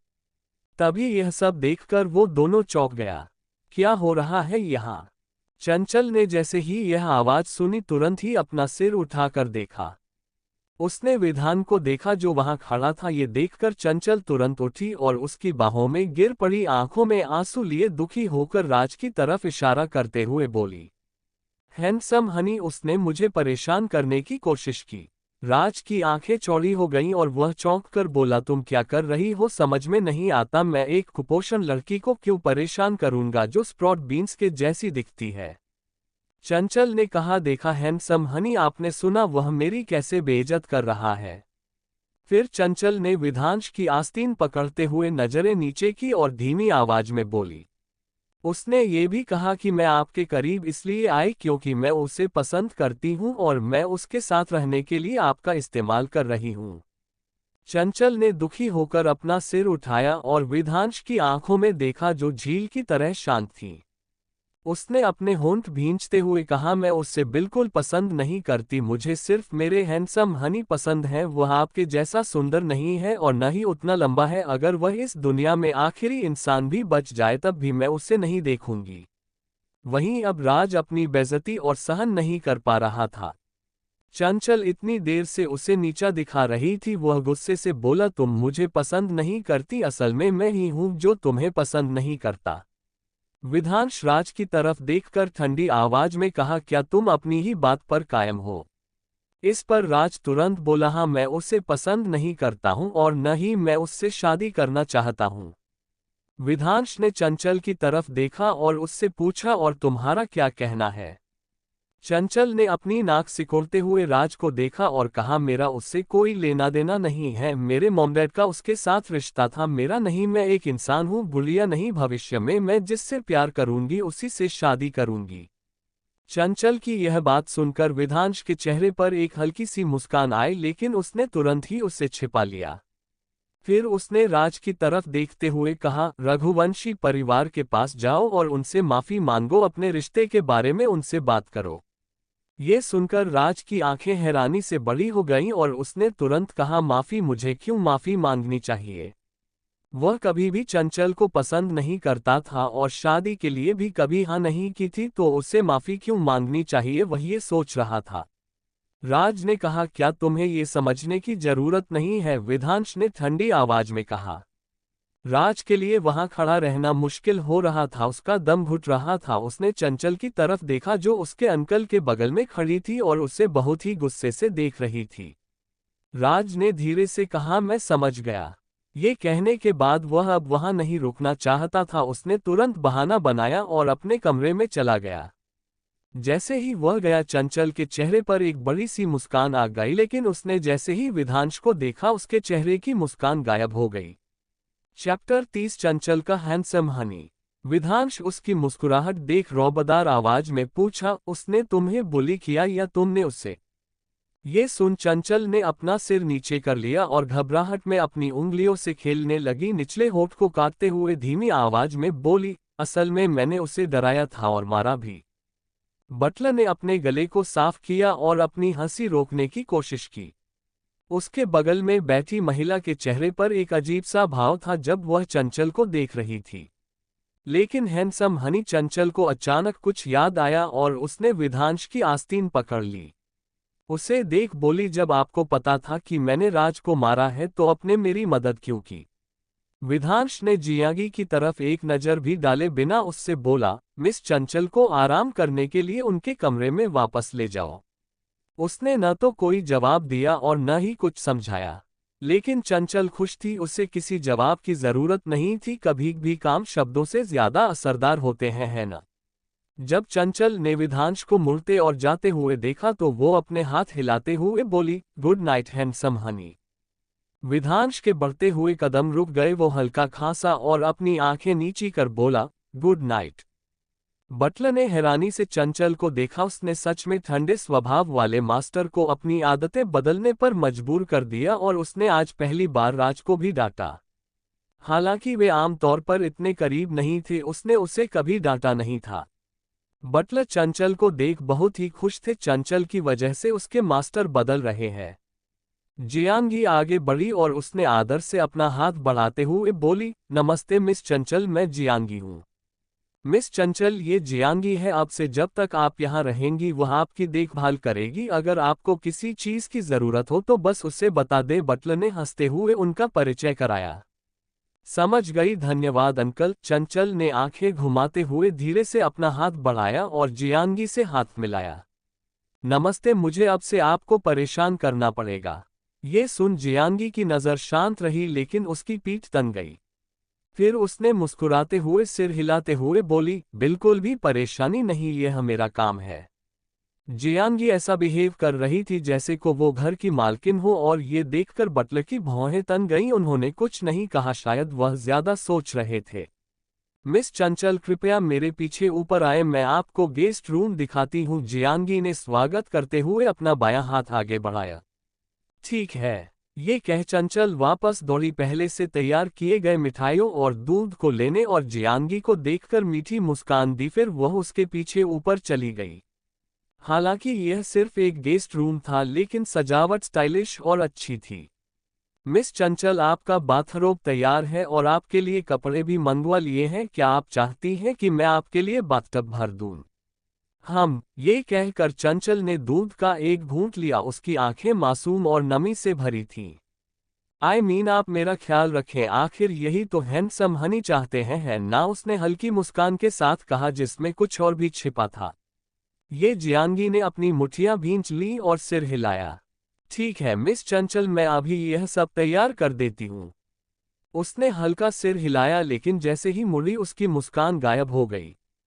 चंचल ने ध्यान नहीं दिया क्योंकि वह कुर्सी पर बैठी मिठाइयाँ खा रही थी। वो मिठाइयाँ बाजार से खरीदी मिठाइयों से कहीं बेहतर थीं। करीब 15 मिनट बाद जियांगी बाहर आई और चंचल को देखकर बोली, मिस, मैंने बाथरूम तैयार कर दिया है, आप जाकर नहा सकती हैं। चंचल, जो बड़े आराम से अभी भी मिठाई खा रही थी, वो उठी, हाथ से मिठाई रखते हुए वॉशरूम के अंदर जाने लगी। दरवाजे के पास पहुंचकर उसके कदम रुक गए। उसने सिर घुमाकर जियांगी को देखकर कहा, जब तक मैं नहाकर नहीं आऊं क्या आप बाहर रह सकती हैं? बात यह है कि मैं बहुत डरपोक हूं। जैसे ही जियांगी ने ये सुना, उसने अपनी मुठ्ठियां कस ली, लेकिन चेहरे पर मुस्कान बनाए रखते हुए गहरी सांस लेकर बोली, ठीक है मिस चंचल, मैं यहीं पर हूं।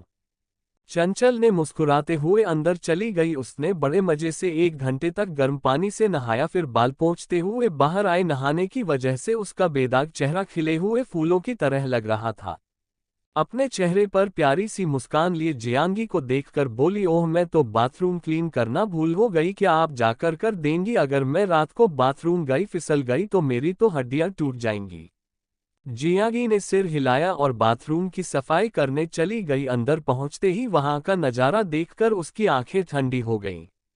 बाथरूम बहुत गंदा था। चंचल ने हर जगह साबुन के झाग और पानी फैला रखा था। उसने गुस्से को दबाकर वॉशरूम साफ करना शुरू कर दिया। उससे बाथरूम साफ करने में आधे घंटे लग गए। जब वह बाहर आई तो उसने देखा कि चंचल आराम से बिस्तर पर सो रही है। उसे इस तरह सुकून से सोता देख एक बार मन हुआ कि उसका गला ही दबा दे, लेकिन फिर वह बाहर चली गई। जैसे ही जाएंगे बाहर गई, चंचल ने तुरंत अपना सिर उठाकर गेट की तरफ देखा और मुस्कुराते हुए बोली, वैसे ये बहुत ही सहानी। ये कहकर वह हंसने लगी। अचानक उसके दिमाग में कुछ आया। वह तुरंत बिस्तर से उठकर बैठ गई और शैतानी मुस्कुराहट लिए बोली, I am coming handsome Honey. वहीं दूसरी तरफ हॉस्पिटल के एक वीआईपी कमरे में मिस्टर रघुवंशी मिसेज रघुवंशी पर गुस्से से चिल्लाते हुए कहते हैं, आपको दिमाग खराब हो गया है या आप पागल हो गई हैं? वह तो नासमझ और बेवकूफ़ है, लेकिन तुम्हें तो बेहतर समझ होनी चाहिए ना। भले ही मिस्टर रघुवंशी चंचल को पसंद नहीं करते थे, लेकिन उन्होंने कभी भी उसे बाहर निकालने का नहीं सोचा था। मिस्टर रघुवंशी के दांत पीसते हुए और गुस्से से भरे चेहरे को देखकर मिसेज रघुवंशी बोली, उसके पास पैसों की कमी नहीं है, वह किसी होटल में आराम कर रही होगी, इसमें इतनी चिंता की क्या बात है? मिसेज रघुवंशी का चेहरा पीला पड़ा हुआ था क्योंकि वह कई बार बाथरूम जा चुकी थी और पूरी तरह से थकी हुई थी। उनके शरीर में इतना दर्द था कि उनका दिमाग चकरा रहा था। तभी दरवाजा खुला और अभिमन्यु दुखी मन से अंदर आया और मिस्टर रघुवंशी को देखकर बोला, मैंने हर जगह देख लिया है, शहर के सारे होटल भी, लेकिन तितली कहीं नहीं है। क्या? मिस्टर रघुवंशी के चेहरे के भाव बदल गए और उन्होंने अभिमन्यु को देखकर तेज आवाज में कहा, जल्दी से और लोगों को भेजो उसे खोजने के लिए। अगर उसके साथ कुछ भी गलत हुआ तो रघुवंशी परिवार की इज्जत मिट्टी में मिल जाएगी। ये सुनकर अब अभिमन्यु के चेहरे पर एक व्यंग्यात्मक मुस्कान आ गई। वह मिस्टर रघुवंशी से बोला, इस समय भी आपको सिर्फ परिवार की इज्जत की चिंता हो रही है? क्या आपको यह चिंता नहीं कि इतनी रात को एक छोटी सी लड़की किसी मुसीबत में फंस सकती है? भाई, अगर आपको किसी को दोष देना है तो मुझे दीजिए, मैं चंचल को नहीं रोक सकी। अगर मैं उसे रोकती तो शायद ये मुसीबत नहीं आती। मुझे माफ कर दीजिए, आई एम सॉरी। ये कहकर स्नेहा रोने लगी। रोने की वजह से उसकी आंखें सूज गई थीं। मिसेज रघुवंशी जल्दी से उसका हाथ पकड़कर उसे दिलासा देते हुए बोली, बेटा मत रो, वो खुद जाना चाहती थी इसलिए हमने उसे नहीं रोका, इसमें तुम्हारी गलती नहीं है। इन सब की नौटंकी देखकर अभिमन्यु को सिर दर्द होने लगा था। उसने अपनी टाई खींचकर उतार दी और हताश होकर अपने बालों पर उंगली फिराते हुए गुस्से से स्नेहा को देख बोला, अगर तितली के साथ कुछ भी हुआ तो क्या तुम्हें लगता है कि तुम बचे रहोगे? मैंने हमेशा सोचा था कि बुरी सोच वाली लड़कियां इतनी बुरी नहीं हो सकती कि वह अपनी बहन के साथ ऐसी हरकत करें। ये कहकर अभिमन्यु रूम से बाहर निकला और उसने दरवाजा इतनी जोर से बंद किया कि स्नेहा कांप गई। वहीं दूसरी तरफ विधांश का रूम। विधांश अपने कमरे में बैठा लैपटॉप पर काम कर रहा था। इस वक्त उसने कमर पर सिर्फ एक तौलिया लपेट रखी थी। वह बहुत ही ज्यादा हैंडसम और हॉट लग रहा था। माथे पर बिखरे हुए बाल और उसकी मस्कुलर बॉडी किसी भी लड़की का दिल चुराने के लिए काफी थी। दरअसल जब वह नहाकर निकला तो उसे अचानक एक इमरजेंसी कॉल आ गया। एक इम्पोर्टेंट मीटिंग होने की वजह से वह तुरंत काम में लग गया और फाइल्स को कंप्लीट करने लगा। काम करते करते समय कैसे बीत गया उसे पता ही नहीं चला। वह अपना काम बड़े मन से कर रहा था, तभी उसके रूम के दरवाजे पर कोई दस्तक हुई। जैसे ही विधांश ने यह आवाज सुनी उसके कान खड़े हो गए। उसने गेट की तरफ घूरकर देखा, जैसे कह रहा हो कि किसकी हिम्मत हुई मेरे रूम के आसपास आने की। आवाज आना बंद हो गई तो वह वापस अपने काम में लग गया, लेकिन फिर से एक बार दरवाजे पर नॉक हुई। वह गुस्से से उठा और जाकर गेट खोला, जैसे चिल्लाने ही वाला था, लेकिन सामने कोई भी नहीं था। उसने फिर से दरवाजा बंद कर दिया। जैसे ही वह पीछे मुड़ा फिर से किसी ने दरवाजा खटखटाया। अब उसका गुस्सा 7वें आसमान पर चला गया था। उसने गुस्से में दरवाजा खोला लेकिन वहां कोई भी नहीं था। वह गुस्से में आगे बढ़ा और इधर-उधर देखने लगा। तभी एक छोटी सी परछाई अपने घुटनों के बल चलकर अंदर चली गई। विधांश ने जब देखा कि वहां कोई नहीं है तो उसने गुस्से में दरवाजा जोर से बंद कर दिया और सोफे पर आकर फिर से काम करने लगा। थोड़ी देर बाद उसे ऐसा महसूस हुआ जैसे कोई उसे बहुत ही ध्यान से देख रहा हो। उसने जैसे ही अपना सिर उठाया, सामने बेड पर बैठी एक लड़की को देखकर उसकी आंखें बड़ी हो गईं। विधांश अपनी ठंडी आवाज में बोला, तुम यहाँ क्या कर रही हो? क्या तुम्हें गेस्ट रूम में नहीं होना चाहिए इस वक्त? सामने कोई और नहीं बल्कि चंचल थी। उसने इस वक्त बाथरोब पहना हुआ था और उसके लंबे बाल खुले हुए थे, जिनसे अभी भी थोड़ा थोड़ा पानी टपक रहा था क्योंकि उसने अपने बाल नहीं सुखाए थे। वह विधांश को बहुत ही शिद्दत से देख रही थी। वह इस वक्त बेड पर लेटी हुई थी और अपने चेहरे को अपने हाथों में भरे हुए थी। विधांश की बात सुनकर वह तुरंत नीचे उतरी और उसके पास जाकर उसके गोद में बैठ गई। उसने अपने हाथ उसके गले में लपेटते हुए होठों का पाउट बनाकर कहा, हनी, मुझे वहां बहुत डर लग रहा था, इसलिए मैं आपके पास आ गई और मैं यहाँ किसी को जानती भी नहीं। ये कहने के बाद उसने अपने चेहरे पर दुनिया भर की मासूमियत लाकर उसे देखने लगी, जैसे कह रही हो, मैं सच कह रही हूँ, मुझे सच में डर लग रहा था। विधांश ने लड़की के इस मासूम अंदाज को देखकर अपनी आंखें छोटी कर बोला, क्या मैंने तुम्हारी मदद करने के लिए मेरे को नहीं रखा है? अगर तुम्हें इतना ही डर लग रहा था तो तुम किसी और को बुला लेती। यहाँ आने की क्या जरूरत थी? और तुम्हें मेरा रूम कैसे पता चला? चंचल ने उसकी बात सुनकर अपनी आंखों की चमक बढ़ाते हुए गर्व से कहा, मैं ऐसे ही न इंटेलिजेंट हूं, मैंने आपका रूम ढूंढ लिया और यहाँ आ गई। विधांश के लिए ये सब बहुत ही असहज करने वाला था, लेकिन चंचल को इससे कोई फर्क नहीं पड़ा। वह उसे और भी मजबूती से पकड़ते हुए बोला, ठीक है, अगर तुम्हें इतना ही डर लग रहा है तो जाकर बेड पर सो जाओ, मैं दूसरे रूम में सो जाऊंगा। लेकिन चंचल कहाँ मानने वाली थी। उसने अपनी पकड़ और भी मजबूत करते हुए तुरंत कहा, नहीं नहीं, मैं नहीं जा रही और न ही आप जाएंगे। अगर मुझे अकेले ही सोना होता तो मैं अपने रूम में सो जाती, यहाँ क्यों आती? इन सब बातों के दौरान चंचल का बाथरोब थोड़ा ढीला हो गया था, जिससे उसका कंधा थोड़ा सा खुल गया। विधांश की नज़र जैसे ही उसके कॉलर बोन पर पड़ी, उसके दिल की धड़कनें तेज हो गईं। विधांश इंटेंस निगाहों से चंचल के कॉलर बोन को देखने लगा, लेकिन अगले ही पल उसने अपनी नज़र हटा ली और गहरी सांस लेते हुए अपना ध्यान डाइवर्ट करने के लिए चंचल से बोला, और तुमने अपने बाल क्यों नहीं सुखाए? ये सुनकर चंचल मुंह बनाते हुए बोली, मेरे बाल लंबे हैं और मेरे हाथ दर्द करने लगते हैं, इसलिए मैंने उन्हें ऐसे ही छोड़ दिया। विधांश ने उसकी बात सुनकर एक लंबी सांस ली और उसे ड्रेसिंग टेबल के सामने बिठा दिया। उसने हेयर ड्रायर निकाला और बड़े प्यार से उसके बाल सुखाने लगा।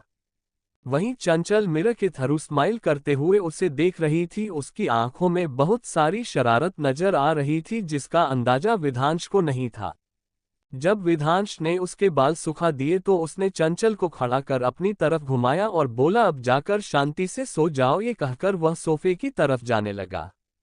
चंचल ने तुरंत उसका हाथ पकड़कर उसे अपनी तरफ खींच लिया और अपना एक हाथ उसके सीने पर रखते हुए उसकी आंखों में बड़े प्यार से देखते हुए बोली, सो जाऊंगी, बस आप एक गुड नाइट किस दे दो। विधांश ने गुस्से में कहा, तुम्हारा दिमाग खराब हो गया है, चुपचाप सो जाओ वरना उठाकर बाहर फेंक दूंगा। Thank you. आपको नोवेल कैसा लगा कमेंट करें। लाइक और शेयर करना न भूलें। नेक्स्ट पार्ट देखने के लिए चैनल को सब्सक्राइब करें।